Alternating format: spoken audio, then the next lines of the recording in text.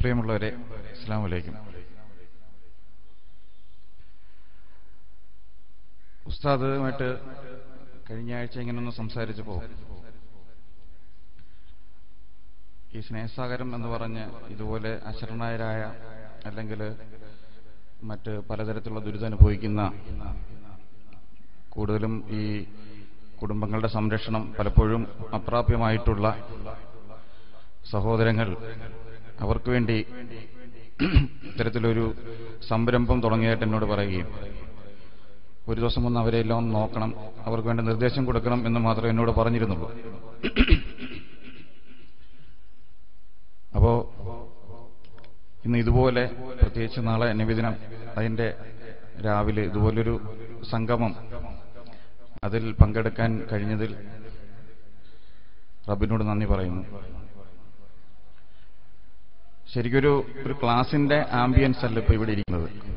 കാരണം ക്ലാസ് ആണെങ്കിൽ നമ്മൾ സംസാരിക്കുന്ന ആളും കേൾക്കുന്നവരും തമ്മിലൊരു നല്ലൊരു അടുത്ത ഒരു ബന്ധം വേണം. ഇതിപ്പോൾ വളരെ അകലെയാണ് നമ്മൾ ഇരിക്കുന്നത്. എങ്കിൽ പോലും ആ അടുപ്പം നമുക്ക് സൃഷ്ടിച്ചുകൊണ്ട് നിങ്ങൾക്ക് ആർക്കെങ്കിലും എന്തെങ്കിലും നമ്മൾ ഈ ചർച്ച ചെയ്യപ്പെടുന്ന കാര്യങ്ങളിൽ എന്തെങ്കിലും സംശയം ഉണ്ടെങ്കിൽ സംശയം ചോദിക്കാം, അല്ലെങ്കിൽ എഴുതി കൊടുത്തു വിടാം. അതിനെക്കുറിച്ച് അത്യാവശ്യം എനിക്കറിയാവുന്ന കാര്യങ്ങൾ പറയുകയും ചെയ്യാം. അപ്പോൾ ഒരു സബ്ജക്റ്റ്, എന്തെങ്കിലും ഒരു സബ്ജക്റ്റ് എടുത്ത് സംസാരിക്കാൻ എനിക്ക് തോന്നുന്നില്ല. പക്ഷെ പൊതുവേ ഇന്നത്തെ തലമുറ അല്ലെങ്കിൽ ഇന്നത്തെ സമൂഹത്തിൽ നമ്മൾ നേരിടുന്ന ആരോഗ്യ പ്രശ്നങ്ങളും അതിന് കാരണങ്ങൾ അല്ലെങ്കിൽ അതിനു വേണ്ടി ആയിത്തീരുന്നതിനുള്ള കാരണങ്ങളും ഒന്ന് ചർച്ച ചെയ്യപ്പെടാം. അതിനുള്ള പരിഹാരങ്ങളും നമുക്ക് ആലോചിക്കേണ്ടതുണ്ട്.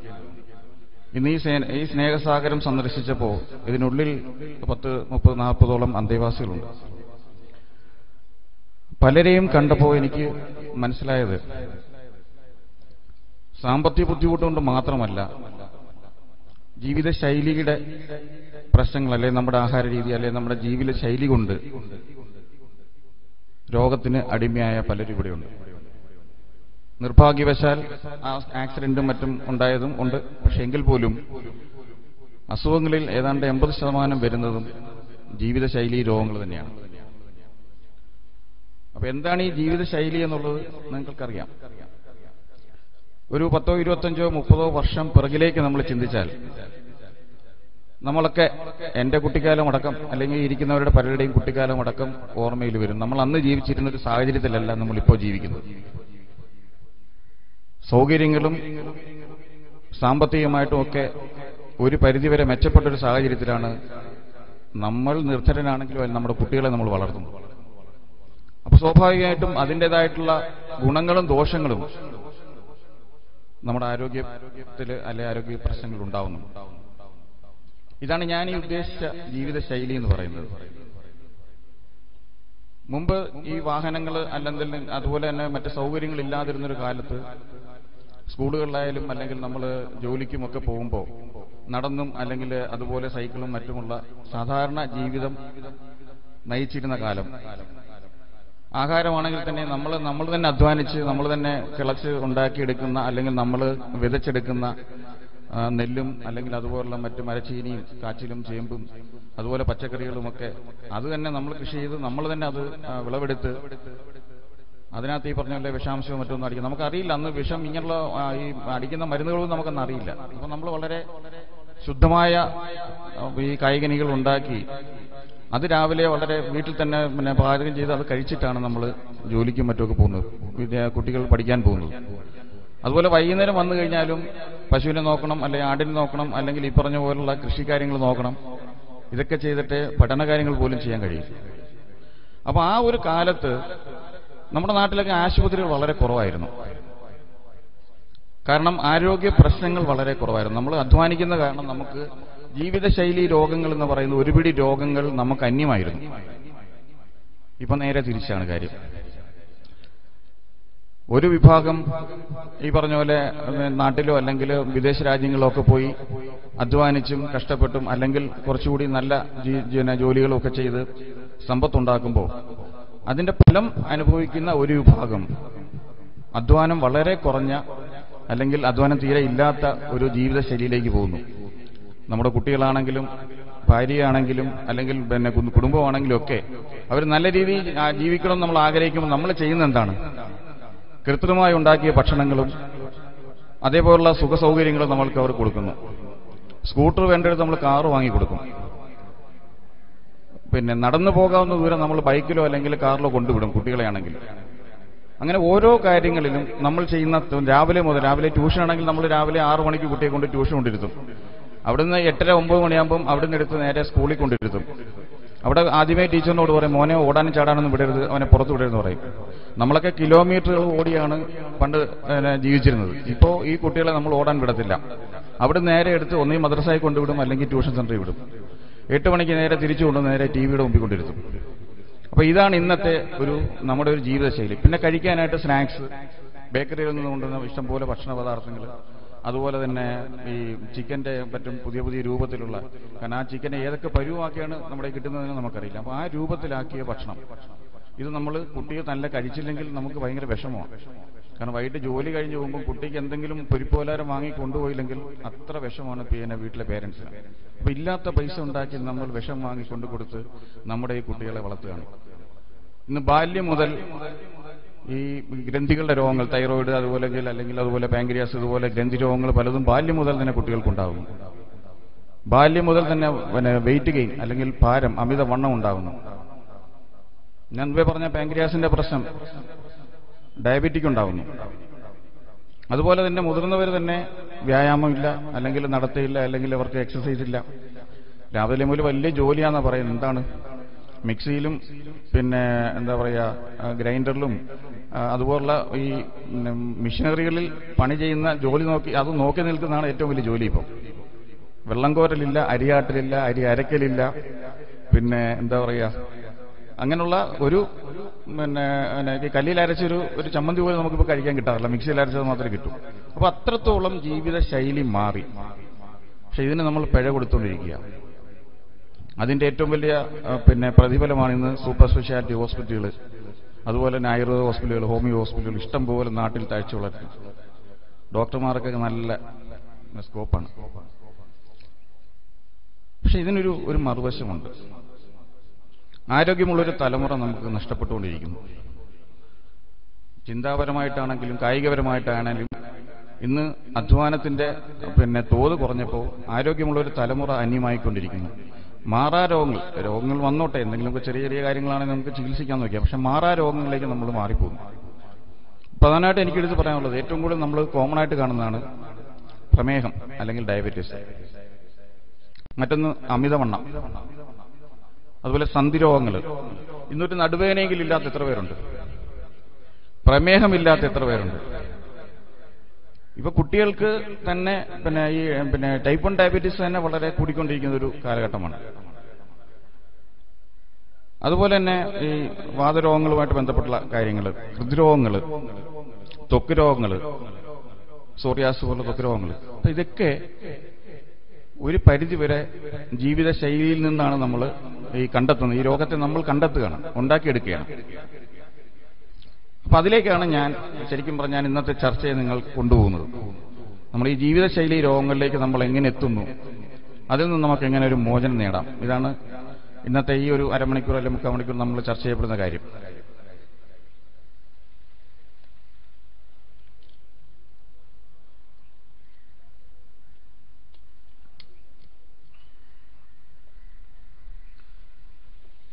പ്രമേഹമുള്ള എത്ര പേരുണ്ട് ഇതിനകത്ത്? ഒന്ന് കൈവക്കാം. പകുതി പൊക്കിയാലും കുഴപ്പമില്ല. മുട്ടുവേദന അല്ലെങ്കിൽ നടുവേദന, ഇങ്ങനെയുള്ള ജോയിന്റ് ഡിസോർഡറുള്ള എത്ര പേരുണ്ട്? ഉണ്ടല്ലേ?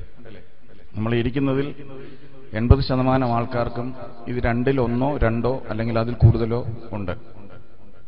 നമുക്ക് പ്രമേഹത്തിലേക്ക് തന്നെ ഒന്ന് പോകാം. പ്രമേഹം നിങ്ങൾക്കറിയാം,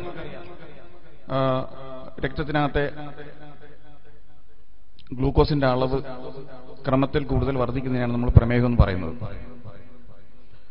സാധാരണഗതിയിൽ ഒരു 30 വയസ്സ് 35 വയസ്സാകുമ്പോൾ വലിയ തളർച്ച, ക്ഷീണം, അല്ലെങ്കിൽ മൂത്രം പോവുക, ഭയങ്കരമായിട്ട് മെലിയുക, ക്ഷീണം, രാവിലെ ഒന്നും ജോലിക്കൊന്നും പോകാൻ തോന്നുന്നില്ല. അങ്ങനെ ഒരു അവസ്ഥ വരുമ്പോൾ നമ്മൾ പൊതുവെ പോയി ഹോസ്പിറ്റലിൽ പോയിട്ട് ഡോക്ടറെ കാണുമ്പോൾ ഡോക്ടർ പറയും ഒന്ന് ഷുഗർ നോക്കിയേക്കാൻ പറയും, അല്ലെങ്കിൽ കൊളസ്ട്രോൾ നോക്കാൻ പറയും. അത് നോക്കുമ്പം 400 അല്ലെ 500 വളരെ ഉയർന്ന ലെവലിലായിരിക്കും മിക്കവാറും ഈ ഷുഗറിൻ്റെയൊക്കെ അവസ്ഥ. അങ്ങനെയാണ് നമ്മൾ ആദ്യമേ ഇത് കണ്ടെത്തുന്നത്. അപ്പോൾ അവിടെ തൊട്ട് നമ്മളൊരു പ്രമേഹ രോഗിയായി മാറുന്നു. നമുക്കൊരു ഗുളിക കൃത്യമായിട്ട് ഡോക്ടർ കുറിച്ച് തരും. ആഹാരത്തിനകത്ത് നല്ല രീതിയിലൊരു നിയന്ത്രണം പറയും. കാരണം ഗ്ലൂക്കോസിന്റെ അളവ് കൂടുകയാണ്. അപ്പം തീർച്ചയായിട്ടും ഗ്ലൂക്കോസ് കണ്ടന്റുള്ള ആഹാരങ്ങൾ കുറയ്ക്കാനും പറയും. പക്ഷേ അന്നു മുതൽ മാനസികമായിട്ടും ശാരീരികമായിട്ടും നമ്മൾ രോഗി എന്നുള്ളൊരു ബോധം വരുന്നതോടുകൂടി നമ്മുടെ ജീവിതത്തിലേക്കുള്ള അതുവരെ ഉണ്ടായിരുന്ന മുഴുവൻ നമ്മുടെ ആ ചുറിയുറുക്കും ഉന്മേഷവും നമ്മുടെ ആക്ടിവിറ്റീസ് എല്ലാം അവിടെ തൊട്ട് കുറയാൻ തുടങ്ങും. ശരിയല്ലേ? നമ്മൾ അവിടം തൊട്ട് നമ്മുടെ ജീവിതത്തിൽ എവിടെയോ നമുക്കൊരു നഷ്ടബോധം തോന്നി തുടങ്ങുകയാണ്. അപ്പോൾ അവിടെ രോഗത്തേക്കാൾ ഉപരി മാനസികമായി തന്നെ നമ്മളൊരു നെഗറ്റീവ് സൈഡിലേക്ക് നമ്മൾ പോകുന്നു. ഇവിടെ ഇത്രത്തോളം ഭയപ്പെടുന്ന ഒരു രോഗമാണെന്ന് ഞാൻ കരുതുന്നില്ല പ്രമേഹത്തെക്കുറിച്ച്. അത് നമുക്ക് പിന്നീട് ഞാൻ പറയാം. ഞാൻ പറഞ്ഞത് ഈ പ്രമേഹത്തിലേക്ക് നമ്മൾ വന്നു എന്ന് ബോധ്യപ്പെടുന്നതോടുകൂടി എന്ത് ചെയ്യണമെന്നറിയാത്തൊരു സ്റ്റേജിലേക്കാണ് ഈ രോഗി പോകുന്നത്. ഒന്നുകിൽ അമിതമായിട്ട് ഭക്ഷണം നിയന്ത്രിക്കാൻ പോകും. അതും ശാരീരികമായിട്ട് അവന് ധാതുക്ഷയം ഉണ്ടാവുകയും അതുവഴി പല ഗ്രന്ഥികൾക്കും അല്ലെങ്കിൽ മറ്റ് ധാതുക്കൾക്ക് ശോഷം ഉണ്ടാവുകയും അത് ശാരീരികമായിട്ട് മൊത്തത്തിൽ അവന്റെ ആരോഗ്യ പ്രശ്നമായിട്ട് മാറുന്നു. ചിലരിത് മൈൻഡ് ചെയ്യാതെ തന്നെ ആഹാരങ്ങൾ നിയന്ത്രണമില്ലാതെ തന്നെ മുമ്പോട്ട് പോകും. അത് ഡയബറ്റീസ് കൂടിയിട്ട് അതിന്റെ സൈഡ് എഫക്റ്റുകളായിട്ടുള്ള ഡയബറ്റിക് ന്യൂറോപ്പതിയോ നെഫ്രോപ്പതിയോ അല്ലെങ്കിൽ ഹാർട്ട് ഡിസീസുകൾ അങ്ങനെ ബ്രെയിനകത്തുണ്ടാകുന്ന പ്രശ്നങ്ങൾ ഇങ്ങനെ തൊലിപ്പുറത്തുണ്ടാകുന്ന വിഷയങ്ങളൊക്കെ ആയിട്ട് പലതായിട്ട് ഇതിങ്ങനെ ബുദ്ധിമുട്ടുകളിലേക്ക് പോകും. അപ്പൊ നമ്മൾ തിരിച്ചറിയണം എന്തുകൊണ്ട് നമുക്ക് പ്രമേഹം വന്നു, അല്ലെങ്കിൽ പ്രമേഹത്തിന്റെ കാരണം എന്താണ്. ഞാൻ മുമ്പേ പറഞ്ഞു ഷുഗറിന്റെ അല്ലെങ്കിൽ ഗ്ലൂക്കോസിന്റെ അളവ് രക്തത്തിൽ കൂടുന്നതിനെയാണ് നമ്മൾ പ്രമേഹം എന്ന് പറയുന്നത്. എന്തുകൊണ്ട് ഇത് ഗ്ലൂക്കോസിന്റെ അളവ് കൂടുന്നു? അപ്പോൾ നമ്മുടെ ശരീരത്തിൽ പാങ്ക്രിയാസ് എന്ന് പറയുന്ന ഒരു ഗ്രന്ഥി ഉൽപ്പാദിപ്പിക്കുന്ന ഇൻസുലിൻ അല്ലെ പാങ്ക്രിയാസിലെ ബീറ്റാ കോശങ്ങൾ ഉൽപ്പാദിപ്പിക്കുന്ന ഇൻസുലിന്റെ കുറവ് കൊണ്ടാണ് നമുക്ക് ഈ ഷുഗർ വന്നത്. അപ്പൊ ഈ ഇൻസുലിന്റെ ജോലി എന്താ? ഇൻസുലിന്റെ ജോലി ശരീരത്തിൽ നമ്മൾ ആഹാരം കഴിച്ചാൽ നമ്മുടെ ശരീരത്തിൽ ഉണ്ടാവുന്ന ഈ ഗ്ലൂക്കോസിനെ അല്ലെങ്കിൽ കഴിച്ചു കിട്ടുന്ന ഈ രക്തത്തിൽ വരുന്ന മധുരത്തിന്റെ അംശം അല്ലെങ്കിൽ ഗ്ലൂക്കോസിനെ മസിലുകളിൽ കൊണ്ടുപോയി ഊർജ്ജമാക്കി മാറ്റുന്നതിന് സഹായിക്കുക എന്നുള്ള ജോലിയാണ് ഇൻസുലിന്റെ ജോലി. ഞാൻ പറഞ്ഞ് മനസ്സിലാവുന്നുണ്ടല്ലോ. ഇൻസുലിന്റെ ജോലി എന്ന് പറയുന്നത് ഗ്ലൂക്കോസിനെ മസിലുകളിൽ എത്തിക്കുക.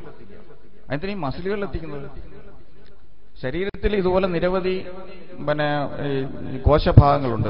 മസിലുകളുണ്ട്, ത്വക്ക് കോശങ്ങളുണ്ട്, അസ്ഥിയുടെ കോശങ്ങളുണ്ട്, പലതുണ്ട്. അപ്പോൾ ഈ ഓരോ കോശങ്ങൾക്കും ഓരോ തരത്തിലുള്ള പ്രവൃത്തികൾ റബ്ബ് സൃഷ്ടിച്ചിട്ടുണ്ട്.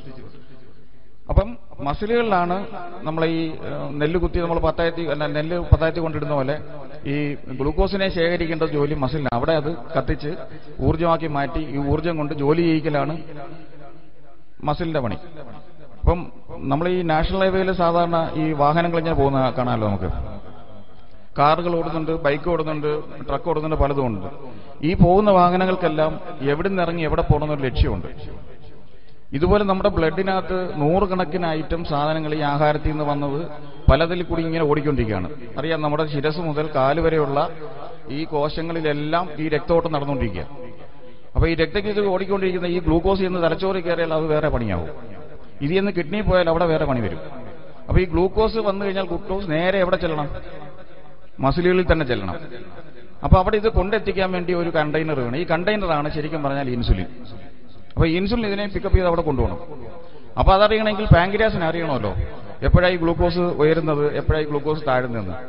ഗ്ലൂക്കോസ് താഴുമ്പോൾ വീണ്ടും ഈ ഗ്ലൂക്കോസിനെ ബ്ലഡിൽ നിന്ന് എടുത്തുമ്പോൾ എന്ത് സംഭവിക്കും? ഗ്ലൂക്കോസ് കുറഞ്ഞിട്ട് ബോധം കെട്ട് വീഴില്ല. നമുക്ക് സംഭവിക്കാറില്ലേ? ഡയബറ്റീസുകാർ പെട്ടെന്ന് ഓർമ്മ കെട്ട് വീഴുന്ന കാണാറുണ്ട്. അപ്പൊ അതുകൊണ്ട് തന്നെ പാങ്ക്രിയാസിനൊരു വലിയ ജോലിയുണ്ട്. എപ്പോഴൊക്കെയാണോ ആഹാരം കഴിച്ച് ബ്ലഡിൽ ഇങ്ങനെ ഗ്ലൂക്കോസിന്റെ അളവ് കൂടുന്നത്, ഇതിനെ തിരിച്ചറിഞ്ഞ് അപ്പോഴപ്പോഴും വേണ്ട രീതിയിൽ കൂടുതലായിട്ട് ഇൻസുലിൻ ഉൽപ്പാദിപ്പിച്ച് അതിനെ മസിലുകൾ എത്തിച്ചു കൊടുക്കേണ്ട ജോലി പാങ്ക്രിയാസിനുണ്ട്. അപ്പോൾ ഒരു ഗ്ലൂക്കോസിന്റെ ഇത് വന്നു കഴിഞ്ഞാൽ, ഒരു യൂണിറ്റ് ഗ്ലൂക്കോസ് വന്നു കഴിഞ്ഞാൽ അതിനെ കൊണ്ടുപോകാൻ ഒരു ഇൻസുലിൻ ഉണ്ടാവണം. അപ്പോൾ സ്വയം അത് പാങ്ക്രിയാസ് അത് അറിഞ്ഞ് ഉൽപ്പാദിപ്പിച്ചുകൊണ്ടിരിക്കുകയാണ്, ആ ഒരു ആരോഗ്യമുള്ള പാങ്ക്രിയാസ്. അപ്പൊ ഈ ഇൻസുലിൻ എന്താ ചെയ്യുന്നത്? ഇതിനെ പൊക്കിയിടുന്ന നേരെ മസിലിന്റെ അവിടെ കൊണ്ടുവന്നിട്ട് നമ്മുടെ വീട്ടിലൊക്കെ നമ്മൾ ഈ ഗ്യാസ് കുറ്റിയും കൊണ്ട് വണ്ടി വരുമല്ലോ, അത് കൃത്യമായിട്ട് അയാൾക്കറിയാം. അവർ നേരെ കൊണ്ട് നിറഞ്ഞ ഗ്യാസ് കൊണ്ട് അടുക്കളയിലോട്ട് ഇടും. അവിടുന്ന് ഒരു കാലി ഗ്യാസ് എടുത്തുകൊണ്ട് പോകും. ഗ്യാസുകാരൻ വരുമ്പോൾ നമുക്കറിയാം, അവനൊരു ഹോൺ അടിക്കും. അപ്പോഴത്തന്നെ നമുക്കൊരു അയാളാണ് വന്നേക്കുന്നത് അറിയാം. പൈസ എടുത്തുകൊണ്ട് അവിടെ നിൽക്കും. ഇതുപോലെ ഈ ഇൻസുലിൻ വന്നു കഴിഞ്ഞാൽ ഇൻസുലിൻ ഒരു വൈബ്രേഷൻ, അല്ലെങ്കിൽ ഈ മസിലിൽ വന്നിട്ട് അതിന്റെ കോശങ്ങളിൽ വന്ന് ഒരു വൈബ്രേഷൻ കൊടുക്കും. അപ്പം അത് വന്ന് അറ്റാച്ച് ചെയ്തിട്ട് അപ്പം വന്നിരിക്കുന്ന ഇൻസുലിൻ ആണെന്നും കൊണ്ടുവന്നിരിക്കുന്നത് ഗ്ലൂക്കോസ് ആണെന്ന് മസിലിനറിയാം. അപ്പം മസിൽ ഇത് തുറന്നു കൊടുക്കും, അല്ലെങ്കിൽ അത് എക്സ്പാൻഡ് ചെയ്ത് കൊടുക്കും, അതുവഴി ഗ്ലൂക്കോസിനകത്ത് വിടും. ഇതാണ് അവിടെ സംഭവിക്കുന്നത്. ഈ കുറേ കാലം കഴിയുമ്പം നമുക്കറിയാമല്ലോ, നമ്മളിങ്ങനെ വ്യായാമമൊക്കെ ഇല്ലാതെ ഒരു പരുവത്തിൽ ഇങ്ങനെ നടക്കുന്ന ഒരു സ്വഭാവമാണ്. അപ്പോൾ കുറച്ച് മേധസ്സമൊക്കെ കയറി ശരീരത്തിന്റെ മസിലുകളുടെയൊക്കെ ബലമൊക്കെ ക്ഷയിച്ച് കഴിയുമ്പം ഈ മസിലിന്റെ ചെവിയും കേൾവിയും കാഴ്ചയൊക്കെ അങ്ങ് പോകും. കുറേ കഴിയുമ്പോൾ അറിയില്ല, നമുക്കൊരു 40-50 വയസ്സൊക്കെ ആകുമ്പോൾ നമ്മുടെ മസിലുകളൊക്കെ കിടക്കുന്ന കണ്ടിട്ടില്ലേ, ഒരു ബലം കുറയുന്നുണ്ട്.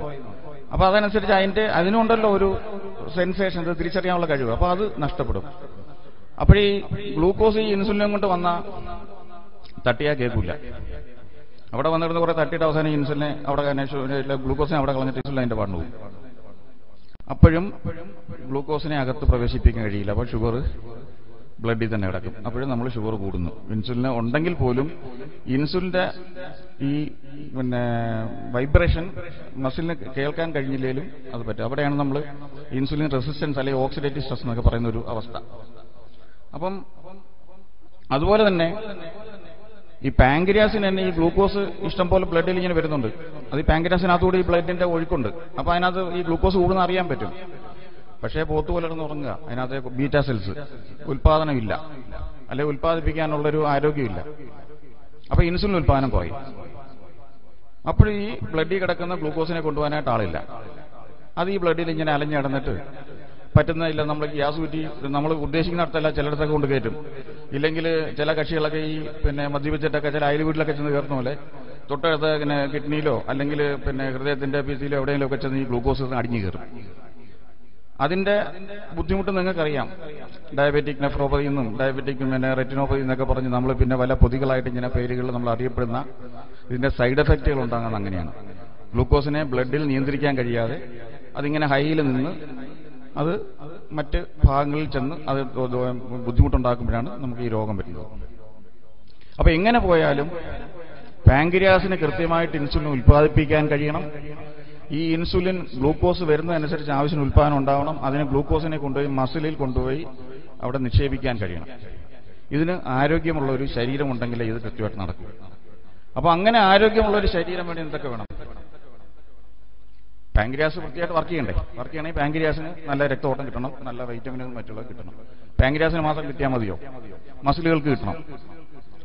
ഇത് തീരുമാനമെടുക്കുന്ന തലച്ചോറിന് കിട്ടണം, ഹൃദയത്തിന് കിട്ടണം. അപ്പൊ എല്ലാ അവയവങ്ങൾക്കും വേണ്ട ആരോഗ്യം കിട്ടണം. അവിടെയാണ് നമ്മൾ പറയുന്നത് നല്ല ഭക്ഷണം, അല്ലെങ്കിൽ ഭക്ഷണം നമ്മൾ സെലക്റ്റീവായിട്ട് കഴിക്കാൻ പറ്റണം. 2 വ്യായാമം വേണം. വ്യായാമം ഉണ്ടെങ്കിൽ മാത്രമേ ഈ രക്തഓട്ടം കൃത്യമായിട്ട് കിട്ടുകയുള്ളൂ, ഈ മസിലുകൾക്കെല്ലാം സ്റ്റിമുലേഷൻ കിട്ടുകയുള്ളൂ. അപ്പം ഈ ഒരു ഇതിന്റെ അഭാവം അവിടെയാണ് നമ്മൾ ലൈഫ് സ്റ്റൈൽ ഡിസീസിനകത്ത് നമ്മൾ പ്രമേഹത്തിനെ ആദ്യമായിട്ട് എടുത്തു പറയാൻ കാരണം അതാണ്. ജീവിതശൈലി പാളുന്നു.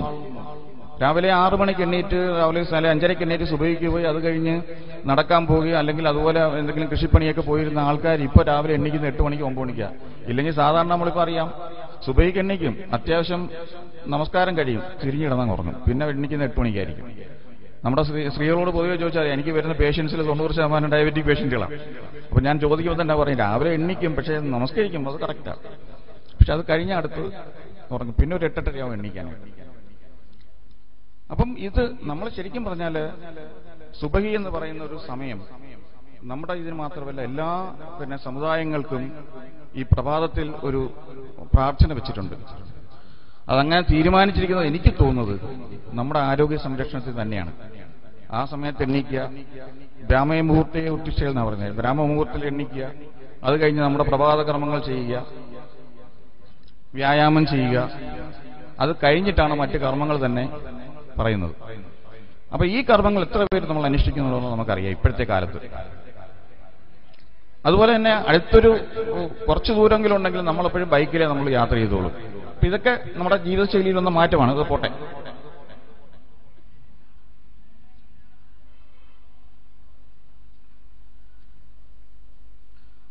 അപ്പം ഈ ഡയബറ്റീസിനെ സംബന്ധിച്ചിടത്തോളം ഞാൻ പറഞ്ഞു, പാങ്ക്രിയാസിന്റെ പ്രവർത്തനം വീക്കാവുമ്പോൾ ഇൻസുലിന്റെ ഉൽപ്പാദനം കുറയുമ്പോൾ ഷുഗർ കൂടും, ഷുഗർ കൂടുമ്പോൾ ഡയബറ്റീസ് വരുന്നു. ഈ ഗ്ലൂക്കോസ് ഇതിന്റെ പ്രശ്നം 2 തരത്തിൽ നടക്കുന്നുണ്ട്. പാങ്ക്രിയാസിന്റെ ഉൽപ്പാദനം കുറയുന്നു എന്ന് ഞാൻ പറഞ്ഞു. ചിലർ ജന്മനാ തന്നെ പാങ്ക്രിയാസിന്റെ പ്രവർത്തനം ഇല്ലാതെ ജനിക്കുന്നു. ഇല്ലെങ്കിൽ ജനിച്ചു കഴിഞ്ഞിട്ട് പാങ്ക്രിയാസിന്റെ ഓട്ടോ ഇമ്മ്യൂണിറ്റി മൂലം, അതായത് പാൻക്രിയാസിന്റെ കോശങ്ങൾ തന്നെ സ്വയം നശിക്കുന്ന ഒരു പ്രവണതയുണ്ട്. അതിനെ നമ്മൾ ഓട്ടോ ഇമ്മ്യൂണിറ്റി എന്നാണ് പറയുന്നത്. അതുമൂലം ഇതിന്റെ പ്രവർത്തനം ഇല്ലാതാവുകയും ഇൻസുലിൻ ഉൽപാദനം തീരെ ഇല്ലാതാവുകയും ചെയ്യും. ഇതിനെ നമ്മൾ ടൈപ്പ് 1 എന്ന് പറഞ്ഞിട്ട് പെടുത്തുന്നത്. അതിനകത്ത് കൂടുതൽ നമ്മൾ കുട്ടികളിലാണ് ഇത് കാണുന്നത്, ഈ ടൈപ്പ് 1 ഡയബറ്റീസ്. സാധാരണ ടൈപ്പ് 1 ഡയബറ്റീസ് കണ്ടു കഴിഞ്ഞാൽ അത് ചികിത്സിച്ച് ഭേദമാക്കാൻ ബുദ്ധിമുട്ടാണ്. അവിടെ നമ്മൾ ഇൻസുലിനെ തന്നെ നേരിട്ട് ആശ്രയിച്ചുകൊണ്ടാണ് ആ കുട്ടിയുടെ ജീവിതം പിന്നെ മുമ്പോട്ട് കൊണ്ടുപോകുന്നത്. പക്ഷെ അവിടെയും ചില കാര്യങ്ങൾ നമുക്ക് ചെയ്യാൻ കഴിയുമെന്ന് ഞാൻ പിന്നെ പറയാം, ചികിത്സയിലേക്ക് വരും പറയാം. അപ്പം ടൈപ്പ് 2 ഡയബറ്റീസ് എന്ന് പറയുന്നത് ഓട്ടോ ഇമ്മ്യൂണിറ്റി കൊണ്ടുവരാം, ഈ പറഞ്ഞ ഓക്സിഡേറ്റീവ് സ്ട്രെസ് എന്ന് പറയുന്ന ആ ഒരു സാഹചര്യം കൊണ്ടുവരാം, മസിലുകളുടെ വീക്ക്നെസ് കൊണ്ട്, അബ്സോർപ്ഷൻ കുറഞ്ഞുകൊണ്ട് വരാം, പല കാരണങ്ങൾ കൊണ്ട് വരുന്നു. അതുകൊണ്ട് തന്നെ നമ്മളുടെ തുടർന്നുള്ള ജീവിത ശൈലിയിലുള്ള മാറ്റം കൊണ്ട് ഏതാണ്ട് 60-70% വരുന്ന പ്രമേഹ രോഗികളെയും നമുക്ക് നോർമൽ ജീവിതത്തിലേക്ക്, അല്ലെങ്കിൽ ഈ ഗ്ലൂക്കോസ് നോർമലായി കൊണ്ടുവരാൻ കഴിയും. ഇൻസുലിൻ എടുക്കുന്നവരെയും നമുക്ക് നോർമലായി കൊണ്ടുവരാൻ പറ്റും, ഗുളിക കഴിക്കുന്നവരെയും കൊണ്ടുവരാൻ പറ്റും.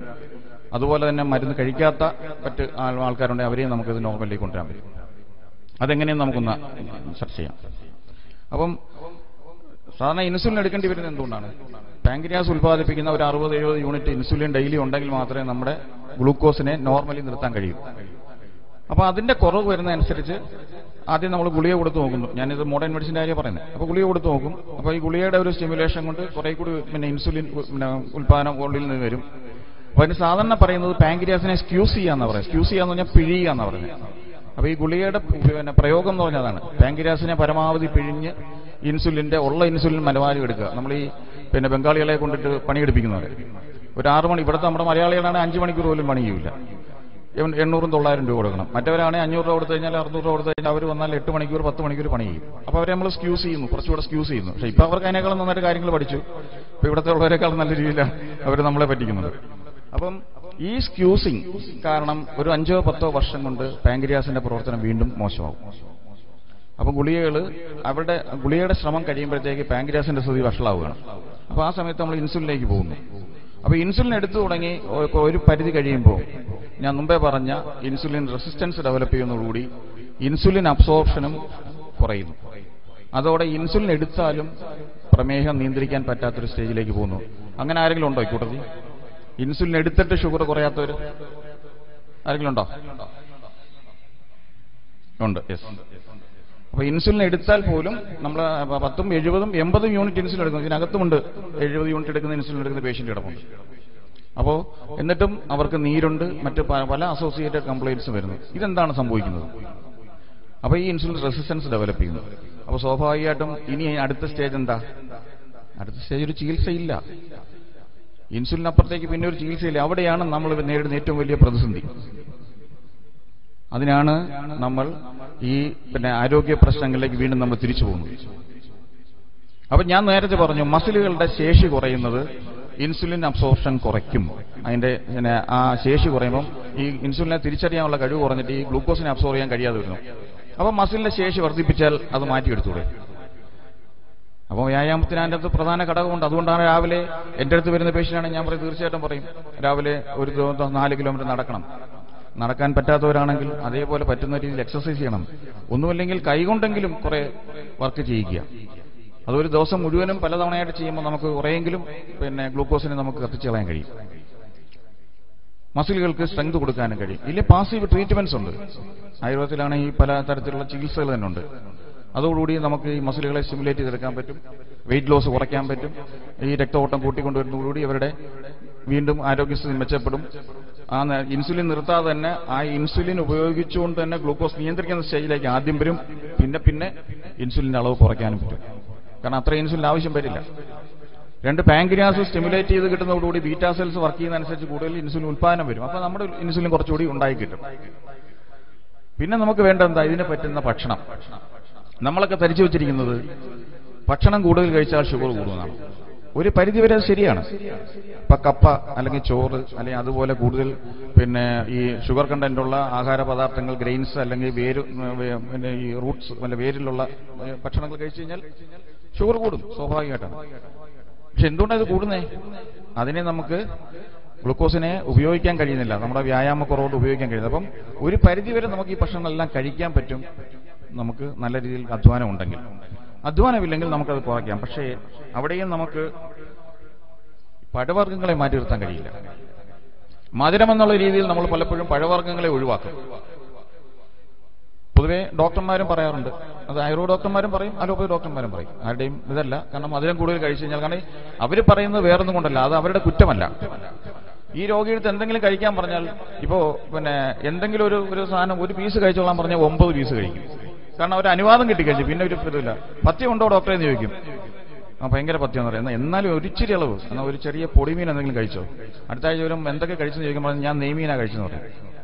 അപ്പൊ അതാണ് ആൾക്കാരുടെ താല്പര്യം. ഒരു ചെറിയ പഴുത് കൊടുത്താൽ അതിൽ കൂടി അവർ തൂമ്പ, സൂചി കയറ്റാൻ പഴുത് കൊടുത്താൽ തൂമ്പ കയറ്റെന്ന് പറയുന്ന പോലെ അതുകൊണ്ടാണ് പൊതുവെ ഡോക്ടർമാര് കൂടുതൽ ചർച്ച ചെയ്യാൻ. ഇപ്പൊ ഇതുപോലൊരു കൗൺസിലിംഗ് കൊടുത്തുകൊണ്ടാണെങ്കിൽ നമുക്ക് പലതും ചെയ്യാൻ പറ്റും. പക്ഷേ ഒരു 100-150 പേഷ്യന്റ് വരുന്ന ഒരു ഡോക്ടർക്ക് ഒരിക്കലും ഓരോ രോഗിക്ക് കൗൺസിൽ ചെയ്ത് കൊടുത്തും ചികിത്സിക്കാൻ കഴിയില്ല. അപ്പൊ എന്ത് ചെയ്യും? രോഗം പറയുമ്പോൾ തന്നെ അത്യാവശ്യം മരുന്ന് എഴുതി കഴിയും, അത്യാവശ്യം ഇൻസുലിൻ എഴുതി കഴിയും. ഇനി ഇത് 1 മാസം കഴിച്ചിട്ട് പോരാൻ പറയും. അത് കഴിഞ്ഞ് വരുമ്പോൾ പിന്നെ അടുത്ത കാര്യമാണ്. അവിടെ ഡോക്ടറും രോഗിയും തമ്മിൽ ഞാൻ മുമ്പേ പറഞ്ഞ പോലെ ഈ ഒരു ഗ്യാപ്പുണ്ട്. ഈ ഗ്യാപ്പാണ് ഇല്ലാതാവേണ്ടത്. നമ്മൾ നേരിട്ട് അവരുമായിട്ട്, അവർക്ക് ഈ രോഗിക്ക് അല്ലെങ്കിൽ അവർക്ക് വേണ്ട, അല്ലെങ്കിൽ അവർ രോഗിയായിട്ടല്ലാതെ നമ്മുടെ കുടുംബത്തിലെ ഒരു അംഗമായിട്ട് കണ്ടുകൊണ്ട് അവർക്ക് അത്യാവശ്യം വേണ്ട കാര്യങ്ങൾ പറഞ്ഞു കൊടുക്കുക. ഒരിക്കലും ഒരാളെ രോഗിയായി നിലനിർത്തുക എന്നുള്ളതല്ല ഒരു ഡോക്ടറുടെ ധർമ്മം.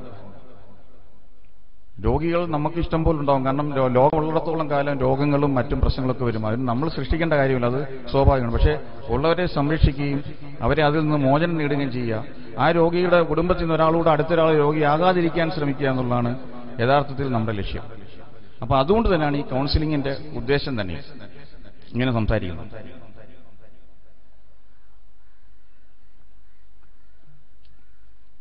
അപ്പൊ ഞാൻ പറഞ്ഞ ഫ്രൂട്ട്സിന്റെ കാര്യം, 2 നേരം നമ്മൾ സാധാരണ രാവിലെ ഭക്ഷണം കഴിക്കുന്നുണ്ട്. രാവിലെ ദോശ അപ്പം എന്തെങ്കിലും നമ്മൾ കഴിക്കും, അല്ലെങ്കിൽ ഇതുപോലെ വല്ല പുഴുക്കോ എന്തെങ്കിലും കഴിക്കും, ഒരു കുഴപ്പമില്ല. ഉച്ചയ്ക്ക് ചോറ് കഴിക്കുന്നുണ്ട്. അതിൻ്റെ കൂടെ സാധാരണഗതിയിൽ നമ്മൾ ഏറ്റവും കൂടുതൽ ഇഷ്ടപ്പെടുന്നത് മീൻകറിയോ അല്ലെങ്കിൽ അതുപോലെ ഇറച്ചിക്കറിയോ ഒക്കെയാണ്. ആ സ്ഥാനത്ത് കുറെ കൂടി നല്ലത് വെജിറ്റബിൾസ് എന്തെങ്കിലും കൂടുതൽ കഴിക്കുക എന്നുള്ളത്. രാത്രി 1 നേരം എൻ്റെ അഭിപ്രായത്തിൽ ഫ്രൂട്ട്സിന് വേണ്ടി മാത്രം മാറ്റി വയ്ക്കണം എന്നുള്ളതാണ്. കാരണം ഈ ഫ്രൂട്ട്സ് എന്ന് പറഞ്ഞാൽ ശരീരത്തിന് ഏറ്റവും കൂടുതൽ വേണ്ട ആന്റി ഓക്സിഡന്റുകൾ ഏറ്റവും അടങ്ങിയിട്ടുള്ള ഫ്രൂട്ട്സിനകത്താണ്. അത് മധുരമാണെന്നുള്ള ഒരു തെറ്റ് മാത്രമേ അത് ചെയ്തിട്ടുള്ളൂ ഫ്രൂട്ട്സ്. പക്ഷേ അതിൽ ഈ മധുരത്തിനപ്പുറം അത് തരുന്ന സർവീസ് ഭയങ്കരമാണ്. അപ്പം ശരീരത്തിൽ എന്ത് നമുക്ക് നഷ്ടപ്പെട്ടുകൊണ്ടിരിക്കുന്നോ അതിനെ റീഗെയിൻ ചെയ്യാൻ അല്ലെങ്കിൽ തിരിച്ചു പിടിക്കാൻ വേണ്ടി ഏറ്റവും വേണ്ട സഹായങ്ങളെല്ലാം ഈ ഫ്രൂട്ട്സിനകത്താണ് ഉള്ളത്. അപ്പൊ ചോദ്യം വരും, ഇപ്പോഴത്തെ ഫ്രൂട്ട്സ് എല്ലാം വിഷമല്ലേ? ശരിയാണ്. പലരും നമ്മൾ കാണാറുണ്ട്, നമ്മൾ മീഡിയകളിലൊക്കെ കാണാറുണ്ട്, വിഷമടിച്ചും അല്ലെങ്കിൽ മരുന്നടിച്ചൊക്കെ കൊണ്ടുവരുന്നത്, അല്ലെങ്കിൽ കൃത്രിമമായിട്ട് ഇത് പഴിപ്പിച്ച് എന്ന് പറഞ്ഞാൽ ഇത് ആര് കാശ് കൊടുത്തുകൊണ്ട് പോയി വളരെ ഭംഗിയായിട്ട് പൊതിഞ്ഞു കൊണ്ടുപോകുന്ന ആളിന് ദോഷം വരണേന്ന് മനസ്സിൽ വിചാരിച്ച് കൊടുക്കുന്നവരിരിക്കും. ഇതെല്ലാത്തിനകത്ത് ഓരോന്നും ചെയ്യുന്നത്. ഇപ്പൊ മത്സ്യത്തിലൊക്കെ ആകുമ്പോൾ വേറെ ഏതാണ്ടൊക്കെ ചേർത്താ വരുന്നത് ഇപ്പം പുതിയ ന്യൂസുകൾ വന്നിട്ടുണ്ട്. ഇപ്പൊ മത്സ്യം വാങ്ങിക്കാനും പേടിയാണ്. അപ്പം പക്ഷേ അതിനപ്പുറം നമ്മൾ കുറേയൊക്കെ നമുക്ക് കൃഷി ചെയ്യാൻ പറ്റും. പച്ചക്കറികളൊക്കെ നമുക്ക് കുറേ കൃഷി എടുക്കാൻ പറ്റും. ഇല്ലെങ്കിൽ കുറെ വിശ്വാസമുള്ളത് വാങ്ങുക. പിന്നെ അതിനെ ഈ പുറമേ അടിക്കുന്ന മരുന്നുകൾ പലതും നമുക്ക് എന്താ പറയുക ഇല്ലാതാക്കാൻ അല്ലെങ്കിൽ അത് കഴുകി വൃത്തിയാക്കാൻ മാർഗങ്ങളുണ്ട്. അപ്പൊ ആ മാർഗങ്ങൾ ഉപയോഗിച്ച് കുറെ ശുദ്ധീകരിച്ചെടുത്താൽ പുറമേ ഉള്ളതൊക്കെ പോകും. അപ്പൊ അതുകൊണ്ട് അത് പറഞ്ഞിട്ട് നമുക്ക് ഇത് ഒഴിവാക്കണ്ട. 1% നമുക്കതുകൊണ്ട് ദോഷമുണ്ടെങ്കിൽ 199% അത് നമുക്ക് ഗുണം ചെയ്യും. അപ്പൊ അതുകൊണ്ട് ആ ഗുണത്തിലേക്ക് മാത്രം നമ്മൾ നമ്മുടെ കാഴ്ചപ്പാടിനെ മാറ്റുക. അതുകൊണ്ട് തന്നെ ഈ പഴവർഗ്ഗങ്ങളിലേക്കും പച്ചക്കറികളിലേക്കും കൂടുതൽ ശ്രദ്ധ പതിപ്പിക്കുക. ഇത് ശരീരത്തിന്റെ ആന്റി ഓക്സിഡന്റൽ സപ്ലൈനോടുകൂടി ഈ ഓക്സിഡേറ്റീവ് സ്ട്രെസ് എന്ന് പറയുന്നത് അല്ലെങ്കിൽ കോശങ്ങൾ നശിക്കാനുള്ള ടെൻഡൻസിയെ പൂർണ്ണമായിട്ടും തടയും. അതുകൊണ്ടാണ് ഈ സൃഷ്ടിപരമായിട്ട് തന്നെ നമ്മളെ മനുഷ്യനെ സൃഷ്ടിച്ചപ്പം ഈ പറഞ്ഞ ജീവജാലങ്ങളെ മുഴുവൻ സൃഷ്ടിച്ചിരിക്കുക എന്തിനാ? അത് പറിച്ചു തിന്ന് ജീവിക്കാനാ. പക്ഷെ ഇപ്പം നമുക്ക് ആർക്കെങ്കിലുള്ള യോഗ്യതയുണ്ടോ? ഒരു വാഴപ്പഴം കഴിക്കാൻ ആർക്കെങ്കിലും പറ്റുമോ? ഷുഗറുണ്ട്. കാരണം എന്താ? ആ വാഴ നട്ടിട്ട് വേണ്ടേ ചെയ്യാൻ. ഒരു കപ്പ നട്ടിട്ടുണ്ടായിരുന്നെങ്കിൽ അത് പിഴുത് കഴിക്കാനുള്ള യോഗ്യത അവനുണ്ട്. ഇത് നമ്മൾ നടുന്നുണ്ടോ? ഇതെല്ലാം ആരെങ്കിലും ഉൽപ്പാദിപ്പിച്ച് അവര് കൊണ്ടുവന്ന് മാർക്കറ്റിൽ കൊണ്ടുവന്ന് ഇപ്പൊ ചപ്പാത്തി വരെ ഹോട്ടലിൽ നിന്ന് അതുപോലെ കിട്ടും, പരത്തുകയും വേണ്ട. അപ്പൊ ആ പരുവത്തിലാണ് ഇപ്പൊ നമ്മൾ കഴിക്കുന്നത്. പിന്നെ എന്ത് യോഗ്യത നമുക്കത് കഴിക്കാൻ? അപ്പോൾ സ്വാഭാവികമായിട്ട് നമ്മുടെ യോഗ്യത ഇല്ലാതായതാ, അല്ലാതെ ആ ഭക്ഷണത്തിന്റെ കുഴപ്പമല്ല. അപ്പൊ അതുകൊണ്ട് തന്നെ ഈ പറഞ്ഞ പ്രകൃതിയിൽ നിന്ന് കിട്ടുന്ന നാച്ചുറൽ ആയിട്ടുള്ള സാധനങ്ങളെ നമ്മൾ കൂടുതൽ ആശ്രയിച്ചാൽ അത് ശരീരവും അതും തമ്മിൽ രണ്ടും പഞ്ചഭൂതാത്മകമാണ്. ശരീരം പഞ്ചഭൂതാത്മകമാണ്, പ്രകൃതിയിലുള്ള എല്ലാം ഇപ്പൊ ഇത് രണ്ടും തമ്മിൽ ചേരും. അപ്പൊ തീർച്ചയായിട്ടും ആഹാരം ഔഷധമാണ്, ഔഷധം ആഹാരമാണ്. ആ രീതിയിൽ ഇതിനെ കാണുകയാണെങ്കിൽ നമ്മുടെ രോഗത്തിന്റെ 90% നമുക്ക് മാറ്റിവെക്കാൻ കഴിയും. അപ്പോൾ നമുക്കിവിടെ പ്രമേഹത്തിൽ നിന്നുള്ളൊരു മോചനം തന്നെ നമുക്ക് പറയാം. ഞാൻ പറഞ്ഞല്ലോ രാത്രിയിൽ, പക്ഷേ രാത്രി ഫ്രൂട്ട്സ് മാത്രം കഴിക്കുമ്പോൾ ഒരു കുഴപ്പമുണ്ട്. മധുരം കൂടുതലാണെന്നുള്ള അറിയാം. അപ്പം മധുരം കൂടുതലായിട്ട് ഇത് ആഗിരണം ചെയ്യും. അത് ചിലപ്പോൾ രാവിലെ ഷുഗർ കൂടാനുള്ള ചാൻസ് ഉണ്ട്. അപ്പം ഇതിന്റെ ആഗിരണത്തിനുള്ള ശക്തി കുറയ്ക്കുക, അബ്സോർപ്ഷൻ കുറയ്ക്കുക. അതിന് ചെയ്യാവുന്ന ഏറ്റവും നല്ല മാർഗം ഫ്രൂട്ട്സും വെജിറ്റബിൾസും കൂടെ മിക്സ് ചെയ്ത് കഴിക്കുക. സലാഡില്ലേ, കുക്കുംബർ, സവാള, തക്കാളി, ക്യാരറ്റ് അല്ലെങ്കിൽ ക്യാബേജ്, ഇങ്ങനെ പറഞ്ഞ് നമ്മൾ സലാഡ് കഴിക്കുന്ന സലാഡ്, അതൊരു അരിഞ്ഞ് ഒരു 50% ആപ്പിള്, പൈനാപ്പിള്, പപ്പായ, ഷമാമോ, തണ്ണിമത്തനോ എന്തോ ആയിക്കോട്ടെ. ഈ ഷുഗർ ഉള്ളവരാണെങ്കിൽ മാമ്പഴവും ഈ നമ്മുടെ ഏത്തപ്പഴവും ഒക്കെ ഒന്ന് കുറച്ച് ഒഴിവാക്കുക. അത് കലോറി കൂടുതലായിട്ട് അത് ഒഴിവാക്കാം. പക്ഷെ മറ്റ് പഴങ്ങളെല്ലാം പൊതുവേ നമുക്ക് ഇതിൻ്റെ കൂടെ മിക്സ് ചെയ്ത് കഴിക്കാവുന്നതാണ്. അങ്ങനെ മിക്സ് ചെയ്ത് ഒരു നേരം വേവിച്ചതൊന്നും കഴിക്കാതെ രാത്രിയിൽ ഇത് മാത്രം കഴിക്കുന്ന ശീലം ഉണ്ടാക്കി നോക്കുക. ഒരു 3 മാസം കഴിയുമ്പം നിങ്ങളുടെ ആരോഗ്യസ്ഥിതി നോക്കിക്കണം. അതിന്റെ വ്യത്യാസം നിങ്ങൾക്ക് അറിയാൻ പറ്റും. വെയിറ്റ് ലോസ് അല്ലെങ്കിൽ ഇത് പറയുന്നവർക്കെല്ലാം വെയിറ്റ് ഗെയിൻ ഉണ്ടാവും.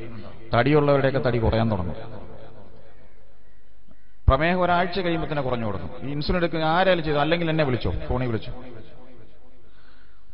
പിന്നെ മരുന്നുകൾ വേറെയുണ്ട്, അത് നമ്മുടെ പേഴ്സണൽ ആയിട്ടുള്ള മറ്റു കാര്യങ്ങൾ. അത് ഇവിടെ ഞാൻ ചർച്ച ചെയ്യുന്നില്ല.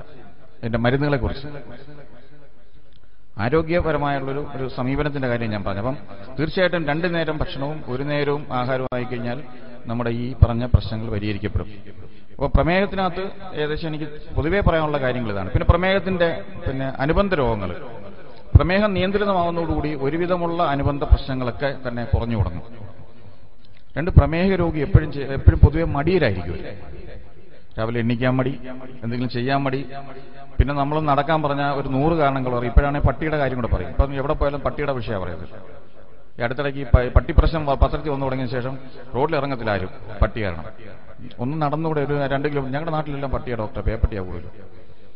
പിന്നെ ചിലർക്ക് കയറ്റ ഉറക്കമായിട്ട് മുട്ടിന് വേദനയായിട്ട് നടക്കാൻ പറ്റില്ല.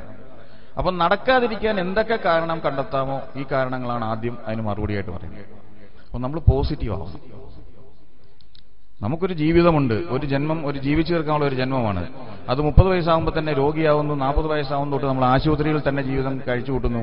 50-60 വയസ്സാകുമ്പം ബന്ധുക്കളുണ്ടെങ്കിൽ അവർക്ക് ഭാരമാവുന്നു. ഇല്ലെന്നുണ്ടെങ്കിൽ ഇതുപോലുള്ള ആശ്രയസ്ഥാനങ്ങളിലേക്ക് അവർ മാറ്റപ്പെടുന്നു. അത് ഒഴിവാകണമെങ്കിൽ നമ്മൾ ആദ്യം ഇപ്പോഴത്തെ നമ്മുടെ ഈ മാനസിക നില റീസെറ്റ് ചെയ്യണം. ചിന്തകളെ മാറ്റിവെച്ചുകൊണ്ട് നാളെ രാവിലെ മുതൽ രാവിലെ നടക്കുക, ഭക്ഷണം കഴിക്കുക, വ്യായാമം ചെയ്യുക. കഴിയുന്നത് നടന്നു പോകുന്നിടത്തല്ല, അങ്ങനെ തന്നെ പോവുക. കുട്ടികളെ ഓടാനും കളിക്കാനും മരം കയറാനും പഠിപ്പിക്കുക. കുട്ടികളെല്ലാം ചെയ്ത് പഠിക്കട്ടെ. അവർ നടന്ന് സ്കൂളിൽ പോട്ടെ, അവരെ എടുത്തുകൊണ്ട് പോകണ്ട. അവർ ഇതിനകത്തൂടെ നടന്ന് വേണം ശീലിക്കാൻ. നാളെ അവർ ഒറ്റയ്ക്ക് ജീവിക്കണ്ടല്ലേ. ഇപ്പൊ 10-25 വയസ്സുള്ളവർ പോലും പിതാക്കന്മാരാ കൊണ്ടു നടക്കുന്നത്. നമ്മളൊക്കെ 15 വയസ്സുള്ളപ്പോഴും ആരും നോക്കാനില്ലായിരുന്നു. നമ്മൾ തന്നെയാണ് സ്കൂളിൽ പോകുന്നതും തിരിച്ചു വരുന്നതൊക്കെ, പഠിക്കുന്നതും നടക്കുന്നതൊക്കെ. ഇപ്പൊ എല്ലാം 25 വയസ്സുള്ളൊരു പുരുഷന്റെ അടുത്ത് നമ്മൾ ചോദിച്ചാലും അത് ഉപ്പാടത്ത് ചോദിക്കുന്നു പറയും. മറ്റു കാര്യങ്ങളൊക്കെ അവന് തന്നെ അറിയാം. പക്ഷേ ശരിയായ കാര്യങ്ങൾ എന്തെങ്കിലും ചോദിച്ചാൽ അത് ഉപ്പാട് ചോദിച്ചിട്ട് ചെയ്യത്തുള്ളൂ. കാരണം എന്താ, അവൻ ആ സ്വന്തമായിട്ടത് ചിന്തിക്കാനോ പ്രവർത്തിക്കാനുള്ള കഴിയുന്നത്. പെൺകുട്ടികളുടെ കാര്യം അത് തന്നെയാണ്. സ്വയം അവരെ ജീവിക്കാനല്ല, അവർക്കൊരു കാഴ്ചപ്പാടുണ്ടാക്കാൻ അവരെ നമ്മൾ പ്രാപ്തരാക്കുക. കൂടുതൽ അവരെ ഗൈഡ് ചെയ്യുന്നതിനേക്കാൾ നല്ലത് അവർക്ക് അതിനുള്ളൊരു പ്രാപ്തി ഉണ്ടാക്കണം. അപ്പം നമ്മുടെ മനസ്സൊന്ന് റീസെറ്റ് ചെയ്താൽ നമുക്കൊരു ആരോഗ്യമുള്ളൊരു തലമുറയെ നമുക്കുണ്ടാക്കാം. അപ്പോൾ അത് ഒരു കാര്യം. 2, ഈ സന്ധിവേദനകൾ പൊതുവെ കാണുന്ന രണ്ടാമത്തൊരു വിഷയമാണ്. എല്ലാവർക്കും മുട്ടുവേദന, നടുവേദന, കാലുവേദന, ഇങ്ങനെയുള്ള വിഷയം പൊതുവെ എല്ലാവരും അത് ഈ വേദനാ സംഹാരികളും മറ്റും കഴിച്ച് വർഷങ്ങൾ കൊണ്ട് നടക്കും. പക്ഷേ ആ ശരീരത്തിൽ ഈ പറഞ്ഞ ധാതുക്ഷയമാണ്, മജ്ജയുടെ കുറവ് വരുന്നു, ലിഗമെന്റ് നശിച്ചു പോകുന്നു, ലിഗമെന്റ് തീർന്നു, അല്ലെങ്കിൽ നമ്മൾ അങ്ങനെയൊക്കെ പറയുന്ന മുട്ടുകൾക്കൊക്കെയുള്ള ലിഗമെന്റുകൾക്ക് നാശം സംഭവിക്കുന്നു, കാർട്ടിലേജ് തേഞ്ഞു പോകുന്നു, അതിനകത്തുള്ള ഫ്ലൂയിഡ് പറ്റിപ്പോകും. അങ്ങനെ ക്രമേണ നമ്മുടെ ശരീരത്തിൽ ധാതുക്ഷയം എന്നാണ് ആയുർവേദത്തിൽ അത് പറയുക. അങ്ങനെ ഉണ്ടാകുന്ന ഒരു സ്റ്റേജിന് നമ്മൾ ഈ തേയ്മാനം എന്നൊക്കെ പറയുന്ന ആ ഒരു അവസ്ഥയെന്ന് പറയുന്നത്.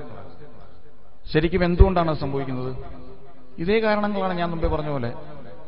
ഈ ധാതു പരിണാമം എന്ന് പറയുന്ന രസം, രക്തം, മാംസം, മേധസ്, അസ്ഥി, മജ്ജ എന്ന് പറയുന്ന ഓരോ ധാതുക്കൾ ഇങ്ങനെ പരിണമിച്ച് ജനിക്കുമ്പോൾ തൊട്ട് ജനിക്കുമ്പോൾ ഈ രസം മാത്രമേ ഉള്ളൂ.